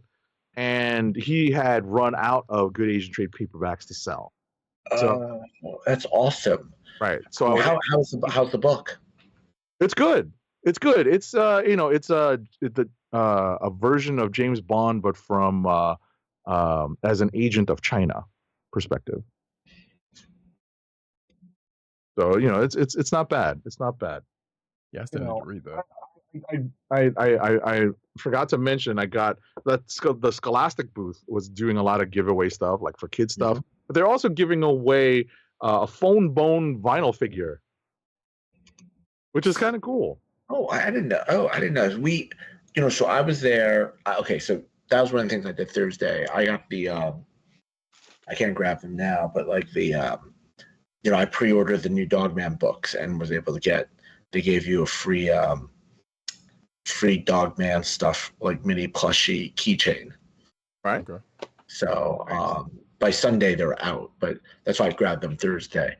Trying to some of these booths you learn, right? You gotta hit them early because they might run out quickly. Get them when you see them. Yeah. Yes, that is absolutely right. That is absolutely right. So that's basically what I was able to pull from the con. Like stuff wise, but I had a good time. I kind of wish I had spent time at some of these some days a little differently. I may leave work earlier from now on Thursdays instead of leaving it for just an hour. I might go like half a day, because it seems like there's more to do on Thursdays and more of an opportunity to do things on Thursdays. Yeah. Right. Before. I gotta head out in a couple minutes, but before I go, I'm curious what other cons do you both like that aren't the big ones? Because I definitely want to go to one. I'm probably gonna go to PAX Unplugged in Philly. To have a couple meetings over there, and I'm just curious what you guys like. Like I wish I could. I was in Connecticut for Terrificon, but I was on the other side. Of Connecticut, so it's still taking me like 2 hours to get there. But I'm curious, like, what other cons? Like, with Big Apple's happening in New York. That's a Right. nice, very local con. Right. That I can do in an hour. Right. I've done Anime NYC for one day, and I think it's still going to be a one-day show for me next year. But I'm going to go again just to see what's different. I happened to luck out this year because there was some Haikyu stuff, because there's a Haikyu movie and stuff out, and it was fun. But I think for me, it's going to remain a one-day con, but it's pretty packed for a one-day experience. Mm-hmm. Because it's not like I was going to say, because it's much more of a show floor con for me. It's not an artist alley con for me. Got it. But at the same time, the artist alley is much more like buying prints and knickknacks and stuff like that, because there are lots of like kawaii and cutesy things that the people love that particular genre, and so there's lines wrapped around the aisle to like certain booths because of that, because they're featuring that stuff. Got it. So, but in terms of the other cons, I mean, I used to like go to cons based on whether or not I was able to, or if I needed a certain signature. So I went to like some Jersey cons because certain artists, like rest in peace John Cassidy. That's where I got a lot of my stuff signed by him. Was at a particular Jersey con where I had like a weekend pass, so I went like 2 days in a row and got like a bunch of things signed by him. Mm-hmm. So, but I've done some Jersey cons in the past. I did Terrificon once. But yeah, I mean, for now, like Terrificon is probably the one I would go to again. I'll probably have to like get a rental car and like drag wang over there for No, a day. What about the one there? There's one in Morristown, New Jersey. Right. I haven't been to that one. Yeah, it looks really good. Like, it looks really good. It was like Graham Nolan, bunch of little old school like Batman guys from like the 90s. Right. Have you done Baltimore yet? If you talk to me, if you ever want to go, like I know a guy who gets passes there, because he lives in Baltimore, and he helps out the guys who organize Baltimore. I was about to say, would you go? I was about to say, like, I'll rent a car. We'll go. It's easy to get to. It's really close to the train. Like, it's really close. I would rather drive, but yeah, I get it. I would rather drive because even though it's like it's tough being on your feet all day, I'd rather drive.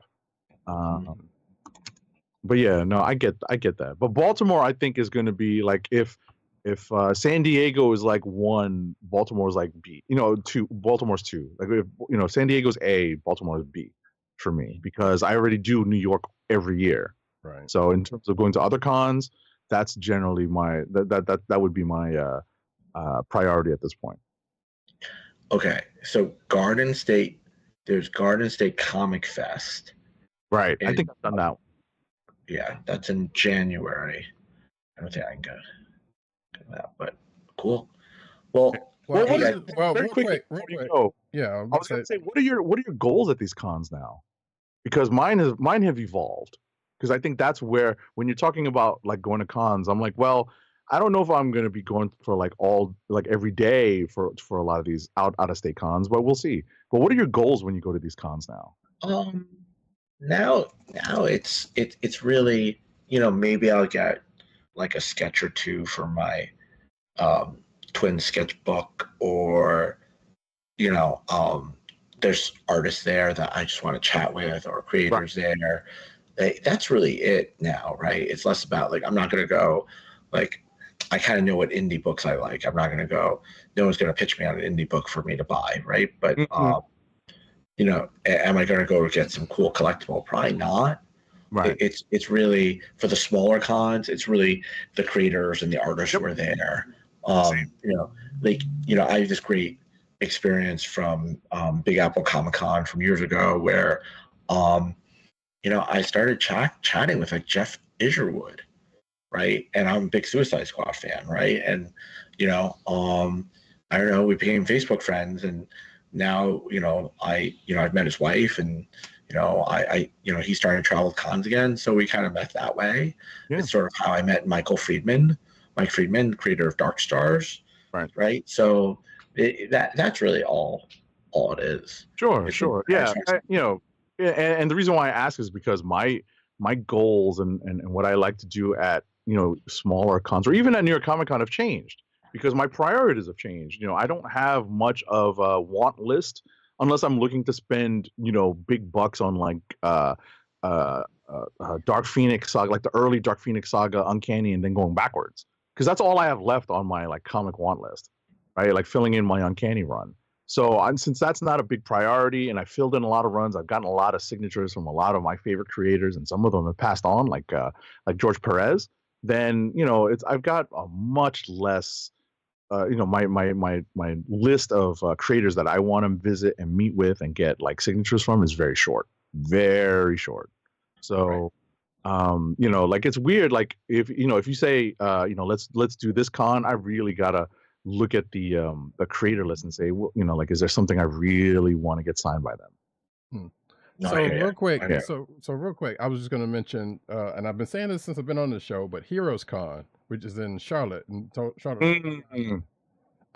been wanting to get y'all down here for the longest, and I still do. So it's obviously not as big as the New York or San Diego or Baltimore even, but as a fan show that's been going on for like ages at this point, and that a lot of creators go to, it's a pretty good one. I can safely say that. No, you're right. That's one of the prominent. It's like right there, up there in like the top 5 in the country. Mm-hmm. Right. June 4th. When? It was usually the middle of June. 14th. So like, yeah. So I mean that's tough because your kids are getting out of school around that time, right? They might still be. They might still be in school, so I might be able to do that. We'll see. I was about to say maybe we'll swing it this year. We'll see. Right. I mean, there's also Dragon Con, but that's more sci-fi. And I mean, if you're in for, now granted, I've been to Dragon Con once or twice. Yeah, sci-fi and cosplay. Yes. Yes. I mean, there's a lot of comic book stuff there too, and cosplay in that, but it's more of a sci-fi focused con in Atlanta. I don't know, a lot of people know about it. And then there's MomoCon, but that's more an anime con that's also around in Atlanta somewhere. But that one I haven't been to, so I don't know too much about it. But I know some people who've gone there. You haven't lived until you've seen Agent 70 punch a cosplay dragon. It is. All right, and with that, we wish our good friend and no, I'm kidding. I was about to say whenever you're ready. I gotta run, guys. But it's great talking to you. Always happy to be a guest, and look forward to hopefully maybe doing this. If one of you can't do it and you need someone else to bounce stuff off, please let me know. I'm always looking forward to doing this. Not a problem. And you might want to check out the show when check out the video of the show at some point later on, because there might be a couple of things on the show after a while that might be of interest to you if you haven't already seen them or have them. Yes, I definitely will. Definitely will. Take care, guys. Take it easy. Take it easy, man. All right, and you gotta love it. You gotta love it. That's a dude there. So actually, let me go back to the chat really quick before we get into the books. Right. Let's see. I just wanted to make a quick addendum to what we were just talking about right at the end of our conversation with Matt. In that, and you can hear it from his answer also, is that our priorities have changed when it comes to going to cons. So the decision making and how much time and money that we're choosing to spend is definitely changing. We may be better off now. It's funny. Like, we're more capable of doing what we wanted to do back then, but the urge isn't there, and and sometimes the creators aren't there anymore. Well, I'm blessed to have been able to get a lot of the things I've gotten done, like in terms of getting signatures from like some of my all-time favorite creators. Right, especially them coming close to you. So Right. To which I guess that was the thing I was going to say that I forgot to mention. That I guess that's the thing with Heroes, is that a lot of the creators that go to Heroes also go to New York. There's probably a couple of that doesn't, but most of the ones that even from around here will be at New York. So yeah, I can see that being kind of a hard sell if you've already the likelihood that you're going to see them at New York is probably really good. Mm-hmm. So, but like I said, I still recommend it's a pretty good show and a pretty good time for something that's not as big. But let's see. So Von Gloom asked if Matt was the Geek Godfather. I already answered that one, and so but he did say that sounds like he has the right connections. Marlon Brando voice. He also says, note to self: don't cross the Geek Father. It's not quantity, it's quality, which is true. And then Matt responded. Yes. Yeah, Matt responded in Matt True Matt fashion with I am far from the geek father, just know a couple of people, to which I said, yes, a couple of people equals a lot of folks. Yeah. Listen, Matt is a great connector of people. Indeed. And he even remembered how he introduced me to that one person from Zoop Comics. He was right on the nose with that. Right on the nose. Recall is uncanny. Yeah. Oh yeah. Let's see. He got them favorites. He got them as favorites in his cell, and is actually godfather to a couple of their kids. So I guess it was talking about Matt. Yes. Von Gloom also says, as a former Bronx resident, I say, I see you, Sean. As a person's commute interrupted by an out-of-state Yankees fan, I'm glad they lost.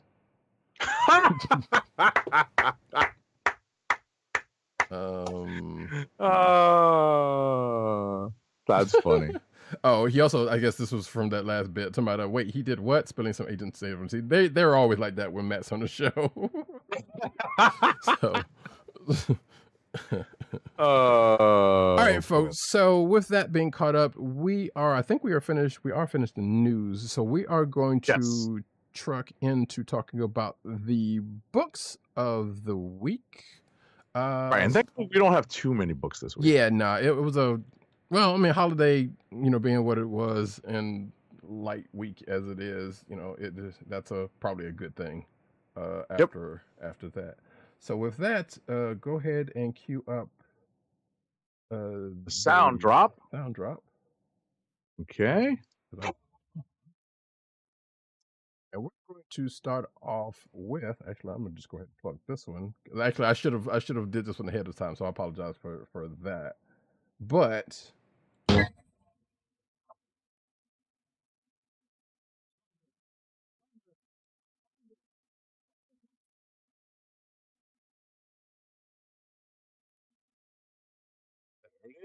that was me getting to remind Agent 7 that we start off with ThunderCats number 9 for our first book. ThunderCats number 9 is published by Dynamite. A different one. There you go. So you can see now, like which sound bites I picked from, and which ones that Roddykat picked from. They're subtly different, right? Yeah, I picked it from the opening theme. Yeah, I also have the 2011 one for when we do the Chitara book. There you go. Because it makes sense. So, right.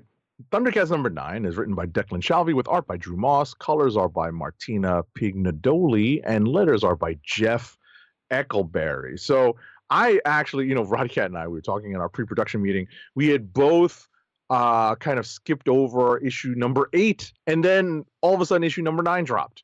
So we both had to read issues 8 and 9 this week to get up to speed.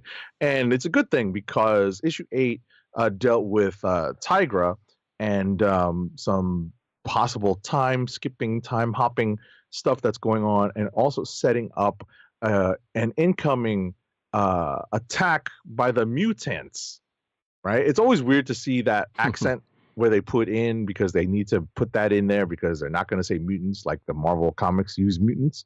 Right. But at the end of the day, that is the gist of the stories between issues 8 and 9. 9 is really the battle as it's starting to heat up. And we get to see, the mutants kind of deploy and try to overwhelm by sheer numbers the ThunderCats. And the ThunderCats, if you're familiar with the cartoon, tend to rely on their skills and some of their technological advantages. And I'm not spoiling anything when I say that, because that's kind of the gist of the show. Obviously, these comics tend to kind of approach things from a different way, but right now that's where we are at the end of issue number 9.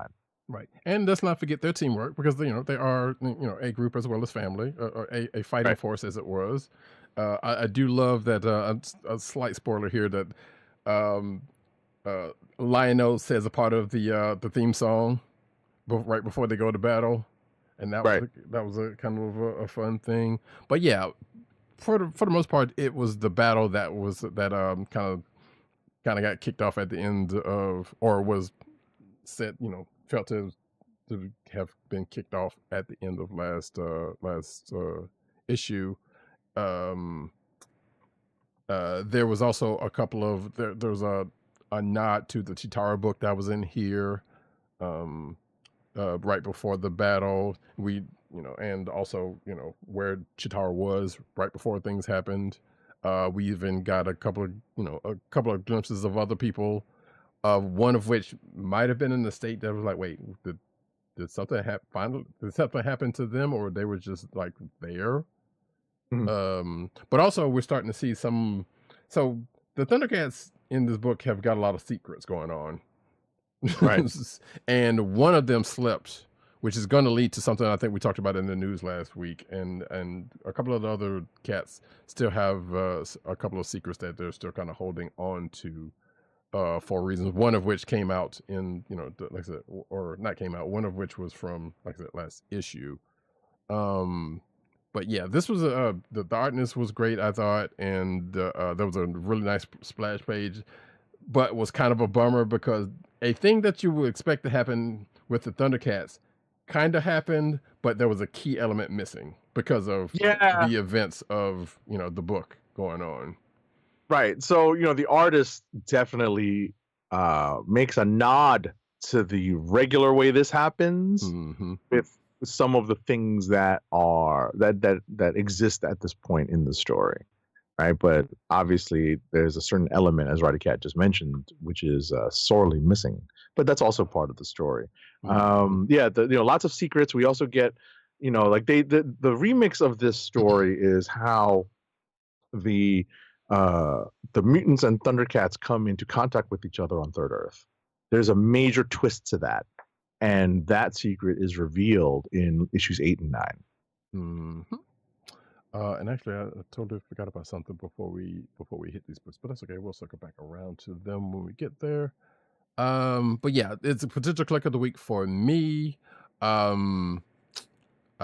I would say to Von Gloom in the chat, who says I fell behind on Thundercats and Gargoyles. Gargoyles is ended, so you don't have to worry about that one. I think that it only had a 12-issue run, and then there was that other side thing that it did, so you can catch up on that easily. I would say catch up on Thundercats if you if you enjoyed what you read so far, or wherever you fell off at. It's still a pretty good book. I think it's easy to catch up. Yeah, it very much is. Like Von Gloom and I was talking on that solo episode, like. Declan Shalvey has been doing some great work as a writer, as an artist turned writer. So, and this is definitely one of the books that is the case on. I'm gonna circle back to this variant cover if you're watching the video version, and you should sometimes because some good stuff. Of the Mumbra cover, which looks kind of hard, like looked like an album cover. Which looks pretty cool. But we are going to go into the next book that we have in common, which is Amazing Spider-Man number 60. Finally, our long-standing nightmare is over. Actually, Justin, though. Shout out to Eclectic. So Zeb Wells writes the vast majority of these stories. There's like 6 stories in here. I'm not going to go through all of the credits, but I will say that Joe Kelly does put in a story at the end, right? There's art in this book by John Romita Jr. and Scott Hanna, Ed McGuinness, Todd Nauck, Paulo Rivera, Patrick Gleason, and Mark Buckingham, with colors by Edgar Delgado, Rochelle Rosenberg, and Mark Farmer. Does some inks on Ed McGuinness as usual. And Scott Hanna does inks on John Romita Jr. and Marcio Moniz does colors on that first story. Our favorite lettering Python letters the entire book. The reason why I kind of did it scattershot like that is because the stories here are kind of scattershot, right? Filling in a couple blanks, couple of dangling plot lines are dealt with in kind of a weird way, not in a very direct way. It's all sort of very short. They're not vignettes, right? But it's close. Yeah, most of them are like 1 or 2 pages. Well, 1 page actually for a lot of them. Right. So, but we do get a little bit of a place for Joe Casey's run to pick up, in a couple spots, right? We get a place for whatchamacallit, Jackpot to pick up. As much as I hate that, I'm hoping that Paul gets hit by a meteor. You know, really hoping that Paul gets hit by a meteor. What's that? I hope Wreck Rap falls back into a hole somewhere. So thank you. I was going to bring that up real quick because so Zeb West does us kind of dirty as he's leaving, because he left Wreck Rap open to come back, even with a little footnote that says, "Ha, now in case you have to use them." I'm just going to go ahead and spoil that one. Right. But also with that whole jackpot story, he kind of did it dirty because it kind of teased something that we would want more than the MJ Paul situation. Right. Kind of dirty. Right. The main story had, basically dealt with Peter and May, and I actually didn't like. I didn't think that was bad, right? Because I thought it was a nice interaction. It's always weird to go back and forth between May knowing and May not knowing, what Peter does in his spare time. Right. It is always weird, but this definitely harkens back to like an older form of Spider-Man storytelling. But that part I liked. Right, that's probably like the highlight of the issue. Yeah, including some saucy language by one Aunt May at the end of that. But yeah, it's kind of with that part of it, because it starts off one way by basically cleaning up from that Tombstone situation, and I guess in a way that you probably should have seen coming, but didn't expect. Well, you may or may not have expected, but you probably should have. I guess now that I'm thinking about it realistically. Because you didn't think they were just gonna do away with, that or a part of that situation coming out of that. But like I said, we kind of see the end result of that before we go into the Aunt May thing, which is a thing we don't really see that often. That conversation that she and Peter has, much less she and well, I can just go ahead and spoil it. She and Spider-Man, right? Because of not because of history thing. Well, kind of because of history thing, but just in general. So yeah, that's kind of what made that the main story as interesting as it is, or as it was, I should say. So right. But yeah, everything else was like, there's a couple of the other backup stories kind of lead it into the other ones, or lead it into another one for reasons, and they were what it was. And like Agent 7 said, no real reason for the Wolverine one, right? Obviously we have to deal with Chasm, like really Chasm. That one didn't seem like that. Well, that one seems like just teasing something too, but like we definitely didn't need any more of that one. So yeah, but overall, that's it, folks. No more Zeb Wells on this one, and the Joe Casey one is as interesting in the fact that it's leading into stuff that we know that is coming in the coming months. So yes, we've already been talking all about. Hail Doom. All hail Doom. Exactly. All I have to say again, now that we know that Zeb Wells is no longer on Amazing Spider-Man.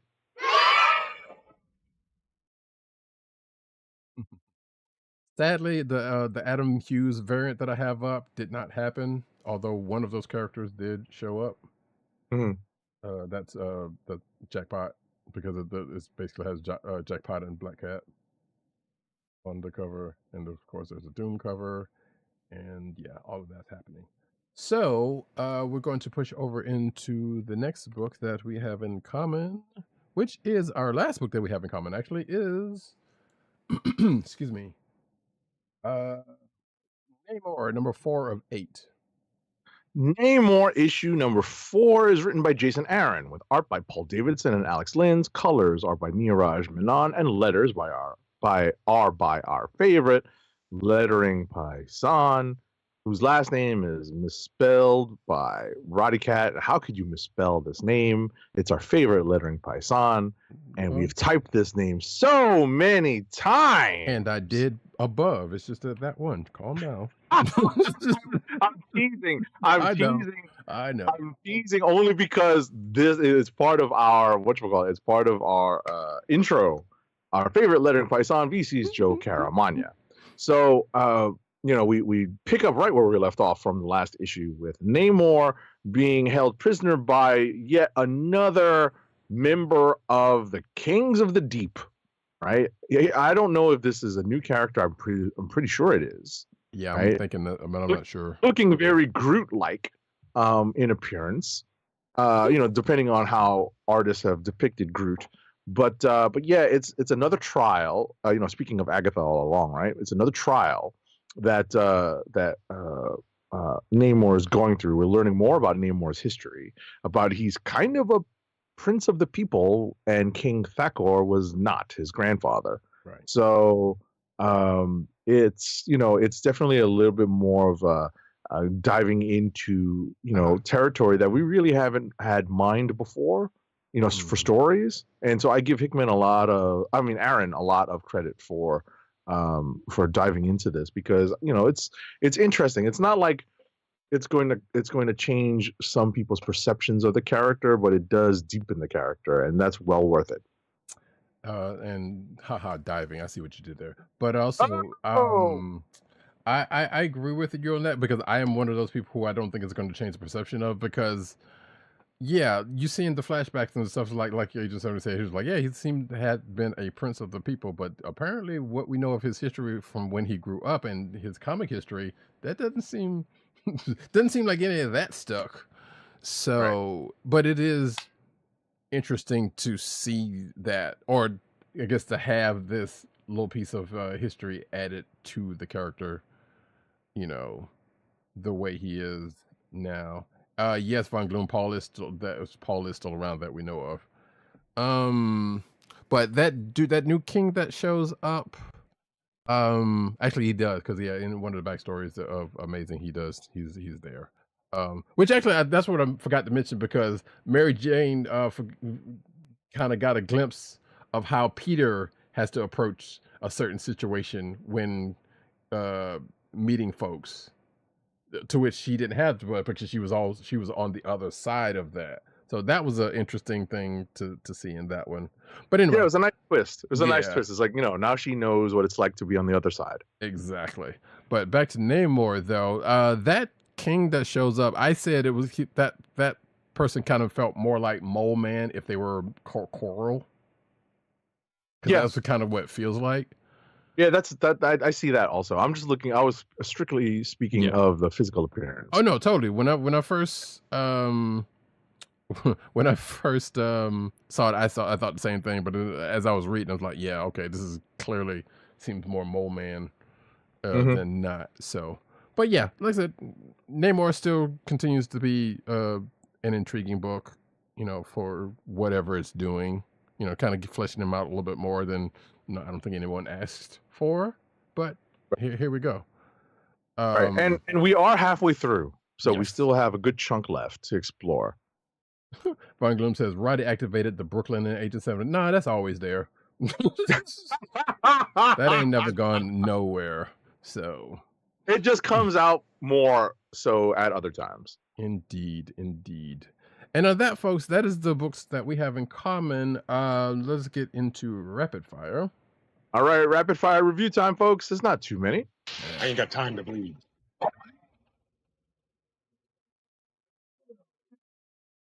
For me, it's Captain America number 14. It's written by J. Michael Straczynski with art by Carlos Magno, colors by Espen Grundetjern, and letters by our favorite lettering python, VC's Joe Caramagna.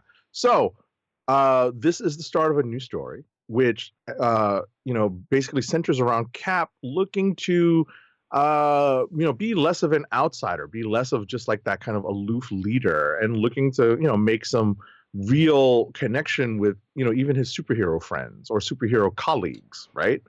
And the first person that comes into his life is actually Peter Parker, right? Who comes into this particular story is actually Peter Parker, but then Thor comes a knocking, and that's where the story starts. And what we have here is kind of a follow-up, maybe even an epilogue to some stories that Straczynski told in the pages of Thor when he and Coipel rebooted Thor back in the day, right? When they brought Asgard to Broxton. So, this is kind of like that Fear Itself stuff too, which wasn't great, but, this is a little bit before that. So bottom line, though, I really enjoyed the dynamic between Cap, Thor, and Spider-Man in this. The kind of tagline for this is that this is a new version of the Warriors 3, and it's kind of fun. It also made me think of putting them together in Marvel vs. Capcom team. Next up Nice. is Oh, and that's right? coming up soon for you. What's that? The Marvel vs. Capcom. You said you were going to buy the I'm probably gonna get it. I'm Yeah. probably gonna get a PS5 probably towards the end of the year. Yeah. But yeah, I mean, listen, I could do it now with the PS3 version that I have, right? That's also true. So I'm kind of itching to kind of fire it up and play with these three characters, because I usually play when I want to play Avengers, I play Cap, Thor, and Iron Man. Sure. Right. And what's fun about that is that when you put them together, Cap yells out "Avengers Assemble" before every battle, right? Mm-hmm. But anyway, this is I really liked it. It was definitely a candidate for Click of the Week. Last for me is Wolverine Revenge #3 of 5. It's written by Jonathan Hickman with pencils by Greg Capullo, inks by Tim Townsend, colors by FCEO Placencia, and letters by VC's Corey Petit. So if you're not up on this series, the short limited series that deals with an alternate storyline in which Magneto basically fries the world's electronics with an EMP and things go from bad to worse, if you can imagine that, when it comes to the X-Men and dealing with the world. And some X-Men become turncoats, and lots of people die, and Wolverine is out for revenge for certain things happening in the first issue.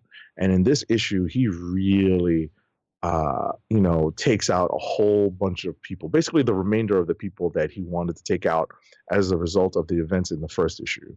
And it's not gory. A lot of the gore is kind of imagined, right? But it's very much harkening back to Wolverine being the best at what he does, and what he does is not very nice, right? And you are very much reminded of that when you're reading this issue. So I enjoyed it for that. I'm not really sure what I'm supposed to get out of this other than it being kind of a fun what if type story. So that's essentially, if I end up recommending this, there are still 2 more issues left. So we'll see whether or not it sticks the landing on that. And that's it for me. And it's Hickman, so it's got to be something good, even though I don't care enough to check it out, even despite that. Right. Does the cover happen? I want to say yes. Okay. Let me pull it up. I'm just going off of my memory of what I remember of the cover. Yes, it does in fact happen. Okay. Good to know. All right. For my well, maybe not the bear hug, but definitely the battle does. Okay. Gotcha. Well, for myself, we're gonna start off with a little Defenders of the Earth, #3 of 8, written by Dan DiDio, arts by Jay Calafiore, colors by Wancho, and letters by Carlos M. Mangual. So there's a flashback to the war from 4 years earlier. I is presuming, actually, it may not even be the cartoon. So for folks that don't know, this is a book set in the world of Flash Gordon and the Defenders of the Earth cartoon, which from the late 80s, early 90s, I guess it was. But it's kind of not necessarily reimagined, but just kind of goes off of, hey, what happened, I guess what happens after, but also what happens if such and such a thing happens. But we see kind of the various members kind of in various states, meaning that Flash Gordon is kind of a head of state, as it was, and Ming has been defeated, but there is a couple of holdovers from Ming's people that are on Earth supposedly helping things because of whatever happened, but there may be some skullduggery in that's starting to come out in this issue, which you kind of figure was going to happen. Rick Gordon, Flash's son, kind of is in a way about it, because he's just like, he wasn't trusting things in the first place and had every right to reason, and this is basically things are starting to come together on that front with this book. Meanwhile, the Phantom is dealing with what he's dealing with because of he kind of feels less of himself, and Mandrake trying to help him out. But we also find out from the flashback from 4 years ago, another way that Mandrake tries to help him that the Phantom doesn't really care too much about. So, and all of that plays into things with their family, I guess, in various ways. And Lothar's there because he was from the show, and he pops in for a second. So yeah, this issue is good because it kind of makes me want to revisit that show, which it is out on Amazon Prime, as I've said previously. And still a decent read from even as a person who has fumes of memories of that show. So it's fairly decent.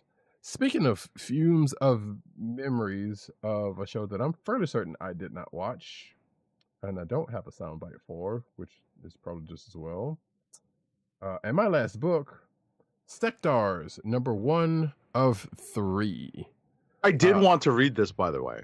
Okay. It's only 1 of 3. Okay. Only one. Yeah. Most of those Nacelle verse books are 1 of 3 because I don't think they have any. No, I think there is an ongoing.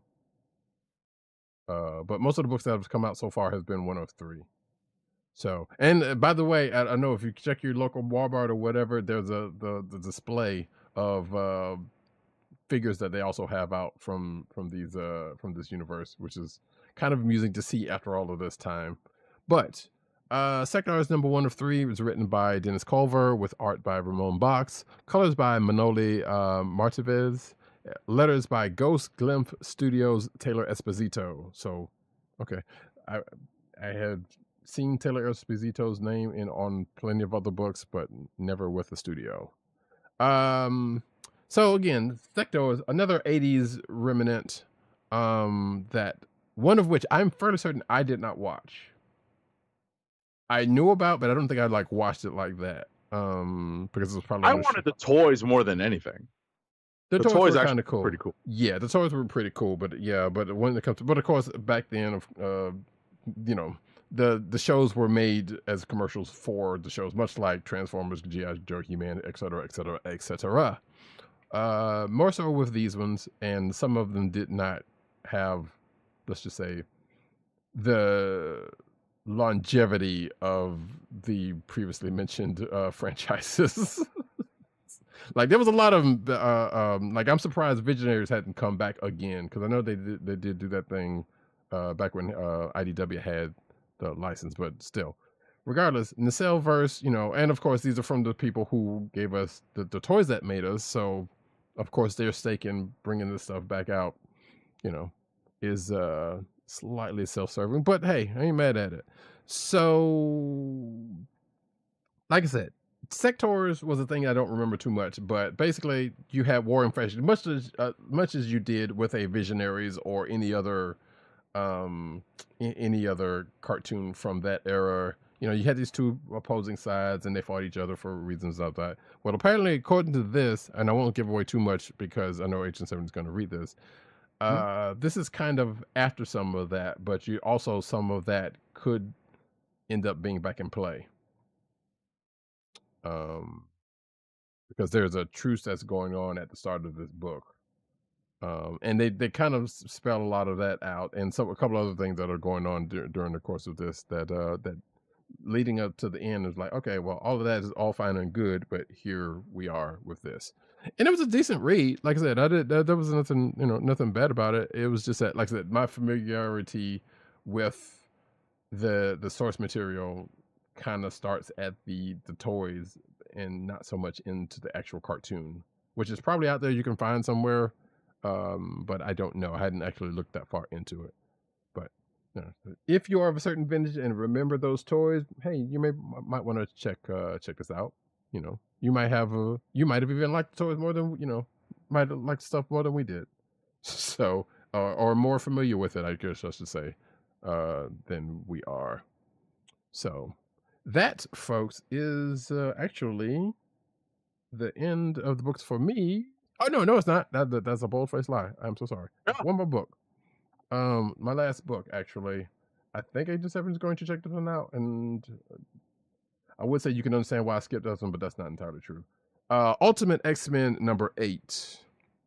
Written and art by Peach Momoko, script adaptation by Zach Davison, letters by VC's Travis Lanham.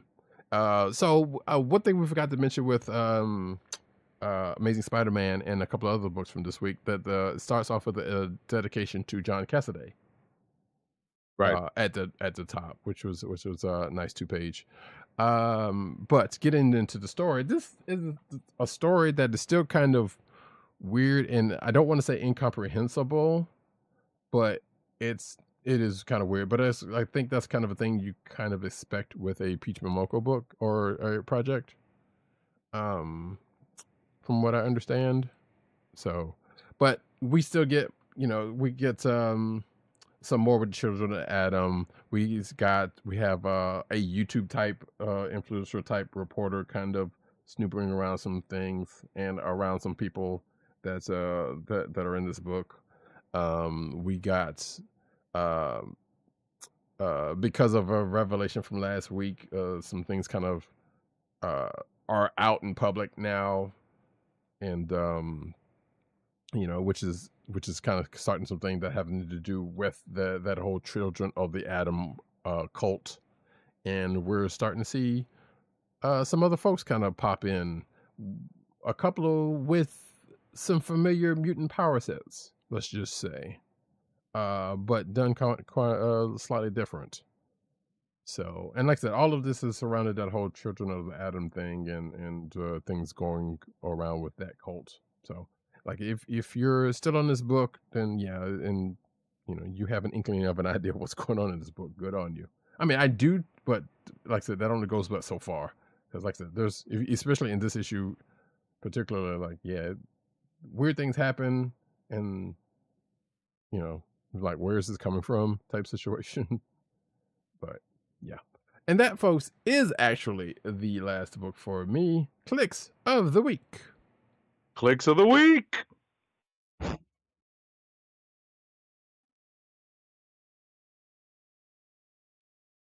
So, needless to say, potential candidate still is ThunderCats for myself.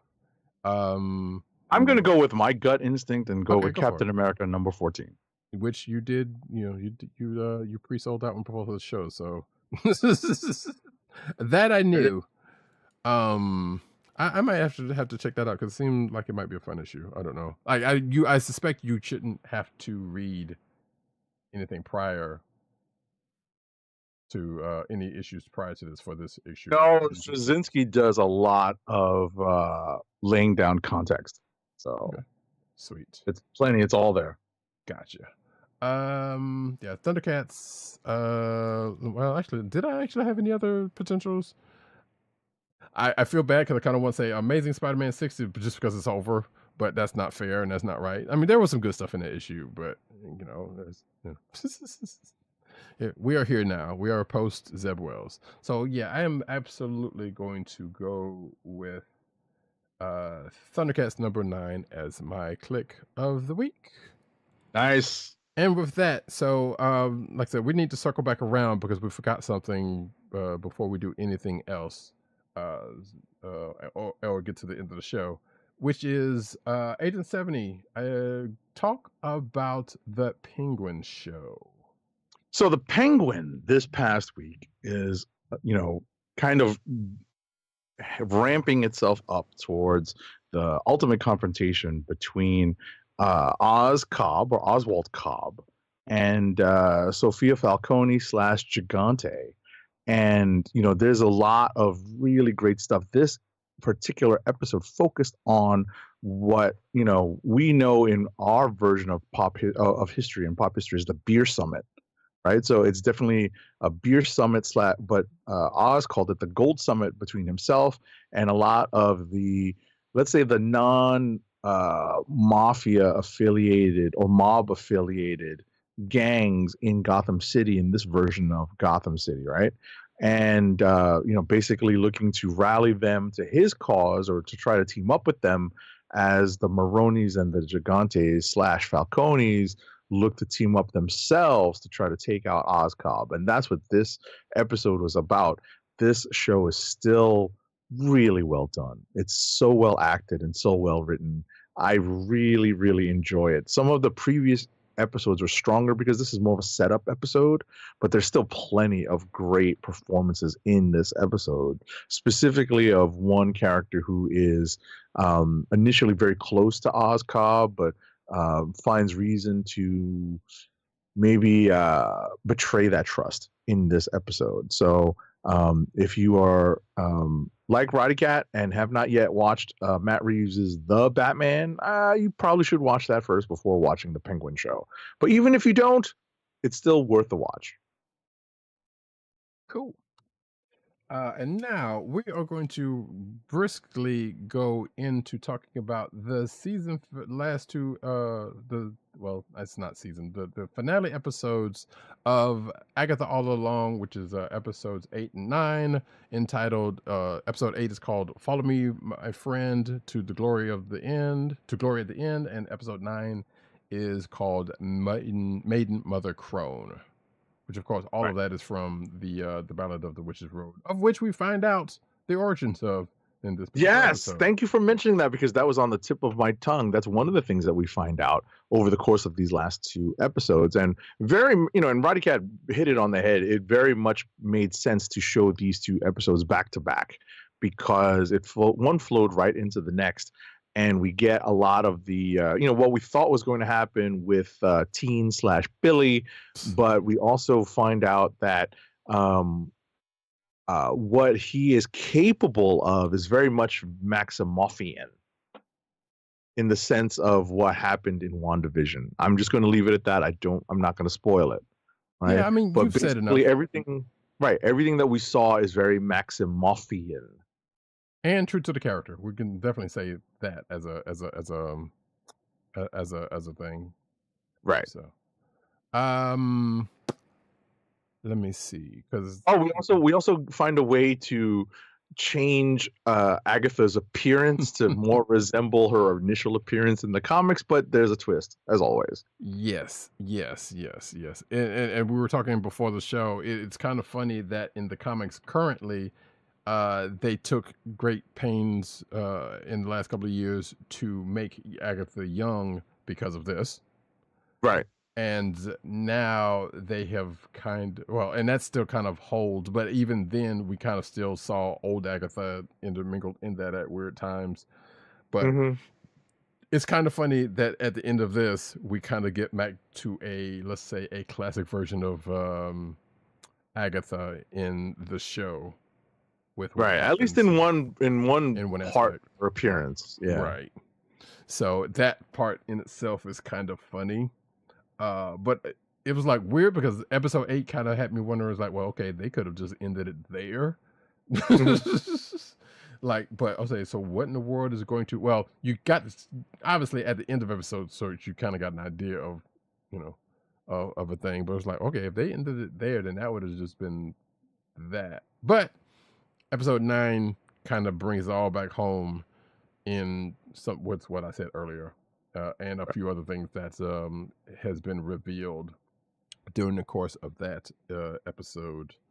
And Agent 70 had asked before the show, do I think that basically that they stuck the landing or did it, and I think because it's still at this point I'm still kind of mulling it over because it's still processing it a little bit because they do end in a place where it's a to be continued. That's not a big spoiler. Right. Yeah. It's the MCU is still the MCU, so it's clear with these characters. A couple of these characters are going to show back up in a thing or 2 or 3.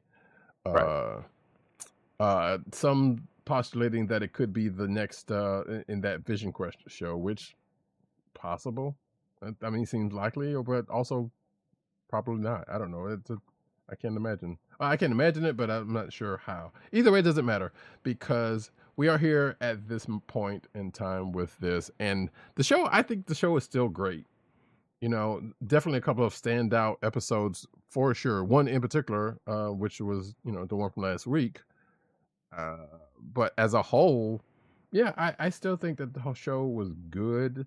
it still kind of has that, okay, so outside of the one thing that people have been wanting and know is trying to be, or believe is to be getting set up in the larger MCU, what is this show supposed to be doing? Which I would argue sometimes that doesn't have to be anything in that respect, but it definitely is setting up part of what you believe should be happening. Oh yeah, outside of Kate Bishop's about to get some more teammates.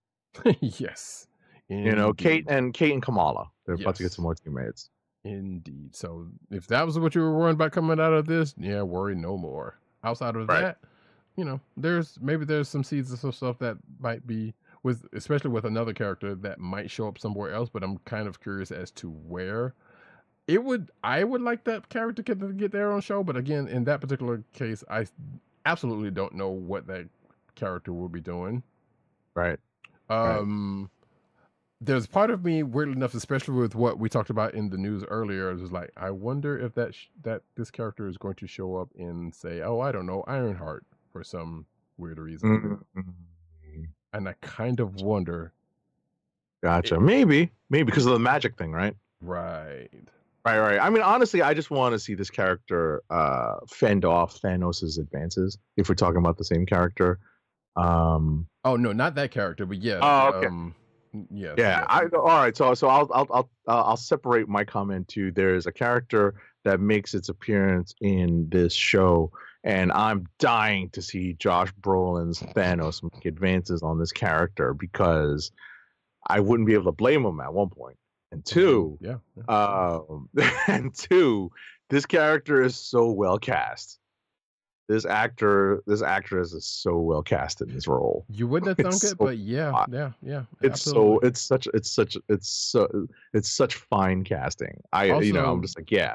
Hopefully they're able to convince this actor to stay in this role for a long time. I suspect that approach had already happened before they started filming, like when they pitched her on it.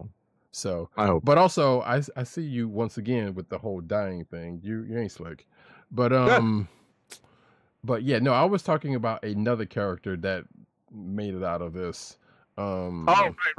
I get you. Yeah. When you literally say made it out of this, there's really a character that survives this show. Right. So, but we'll see, because I feel like you wouldn't have done something like that if they're just going to just like do nothing with the character. Right. So, but we'll see. But yeah, Agatha All Along is it's still a solid show for what it did. Like I said, if you haven't watched those last two episodes, you should before the spoilers get out there, which they probably already are. Let's be honest. Yeah. And with that, before we go into the last ad read, actually, let me go ahead and really quickly do my. I'm trying to finish watching the Haikyu movie before I go to bed. No, I'm kidding. No, I'm not kidding about that. He's really not kidding. I know better. I've known this dude for years at this point. I ain't kidding. All right. So I got a little show and tell to bring about, and I know we're going to have a shared one next week because of a thing that's going to be coming in. And please don't fall. Thank you very much. Yeah, we got deliveries coming in soon, folks. Yes. Hopefully, let me see if it's gonna show up. Touch higher, yeah. There we go. Yep. So let me just pull my mic so I can do that. So yeah. So if you're watching the video version, you can see that I have for my first trick, Transformers Street Fighter collaboration. What thou there? This is actually one of two of them, if I'm not mistaken, because the other one is M. Bison and Megatron, and I can't remember who's the other one. It might be Ryu. I don't remember. But this one, as I flip to the back of this, is Ken as Hot Rod, which makes sense, and Chun-Li as RC. Yeah, I should have guessed. So but this is the back of the back of the box, as you can see, and flip back to the first. Hopefully there's not too much glare. There kind of is, but don't worry about it. But yeah, and they have their accoutrement they're in. So that's one thing. I do want to get the other one, the other set of this, but I'm trying to make sure I get a good price. Now then, this last one, this is a big boy. Oh, the collaboration, which is Sergeant Slaughter's tank that transforms into Cup, and of course it has well, not even of course. Stay out of there, kid. That's Prime's fight. Yeah, which he did not listen in the end. That's right. But yes, this comes with Leatherneck and Sergeant Slaughter figures. Come on, find it. There we go. You can kind of see I can't take my background back because of the holy hell mess it back here, so I can't do that. But yeah, here's the back of the box. There we go. We'll have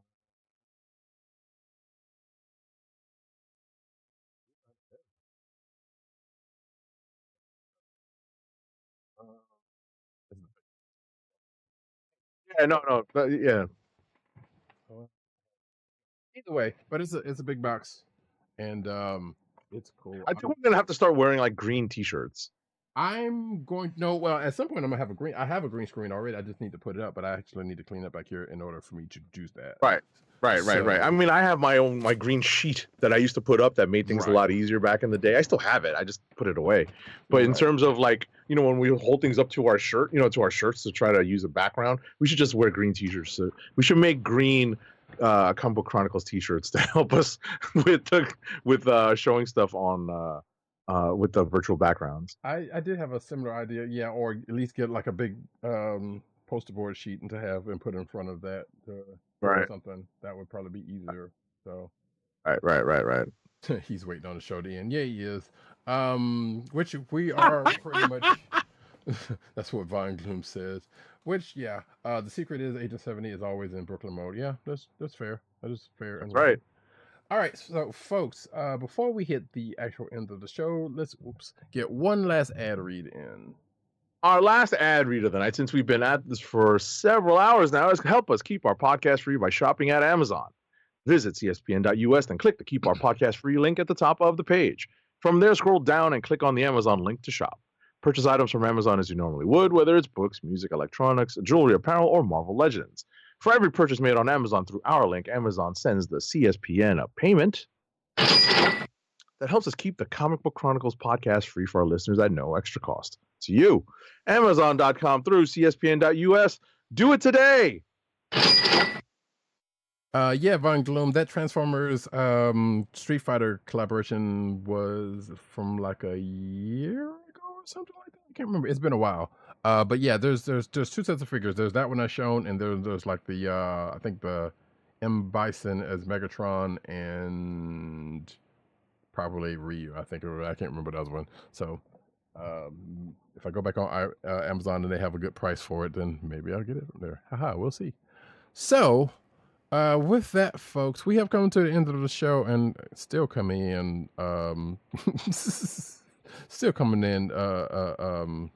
at a better time than we did last week.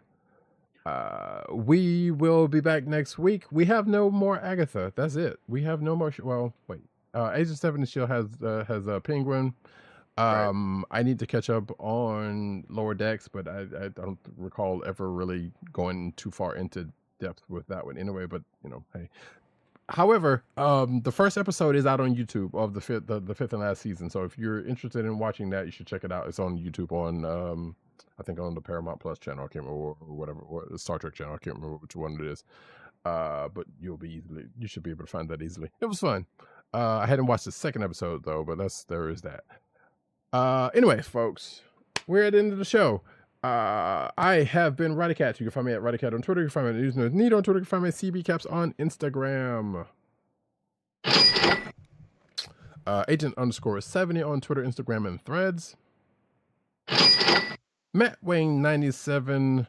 You know, he's just balling everywhere and money on Manhattan, so that's probably where you'll find him, or you know, flighting out somewhere, you know, wheeling and dealing. Who even knows of that dude? You will probably definitely find him in the same place you will find me this coming Monday, and that's on Wizards of the Coast website to try to get those Marvel Magic the Gathering crossover collaboration cards. So yep. But yes, you can find this here show on the Coast of the Podcast Network. That's CSPN.us. Do it today. You can also find us on your podcast producer place of choice, whether it be Google Play, Apple iTunes, aka Apple Podcasts, Spotify, or the Coastal of the Podcast Network SoundCloud page. Make sure to click like, subscribe, and leave us all the positive 5-star reviews, especially on Apple Podcasts, because that absolutely helps people find our show. Whoop! I was ending the show. Very much were. Oh darn! I can't do the thing I was going to do. I was going to do a little hand puppet thing with my friend here, but that's fine. Again, you can find us recording every Thursday night, 9:30 Eastern Standard Time. And actually, we're about to go into time change. So yeah, next week. Excuse me. But a wonderful extra hour of sleep. Indeed. Well, fall back, folks. Next Sunday. Fall back. Also remember to vote because, and please remember to vote wisely because holy hell, this is a very absolutely crucial... Try to vote early if you can. I have voted already. Oh, nice. Yeah, I meant to, but it's hell trying to get down there. I know. But like I said, I just haven't been able to get down there, and I know, but coming to the weekend, the place that I will have to go is going to be packed because it's been. Mine was my early voting place was packed because I went like towards the end of the Sunday hours. They close at 5 at Sunday, so I think I went at like 3:30, and I was waiting for a good bit of time. Yeah, and I was debating about doing that Thursday, but I know I'm not going to. I mean Sunday, but I know I'm not going to have that much time that morning because that would be the time to do it because it's early and people will be in church and whatnot. So, but we'll see. Either way, vote early. If you can vote early, but vote smart, people. This is a very important vote this year. Very important. Yes. And I can, Von Gloom. Yes, you can binge watch Agatha now. So yeah, it's all out there for you. And actually would, I think, watch better as a binge, to be perfectly honest. You know what? We didn't talk about that, and you're right. I think it would. Because most of the shows, with the exception of... No, actually, most of them were like 40 minutes pop. I think there was one that was like less than there was 40. One that was like shockingly short. Right, but yeah, most of them were on the reveal. Side. Yeah. Right. Or that was the initial reveal of Teen, but yes. But yeah, you should be able to do that. Let us know how you feel about that. Maybe do a video about it because I know you're big on that stuff. And with that, folks, let me see. Yeah, that's it. Like I said, we'll be back next week. Same bad time, same turn up back channel because we don't have anything to go on movie protocol for that we know of unless something comes up. Things come up, folks. And things do come up. That is also true. Yes. Yeah. Excuse me. This has been the Comic Book Chronicles. Peace. Peace. One. Now it's time.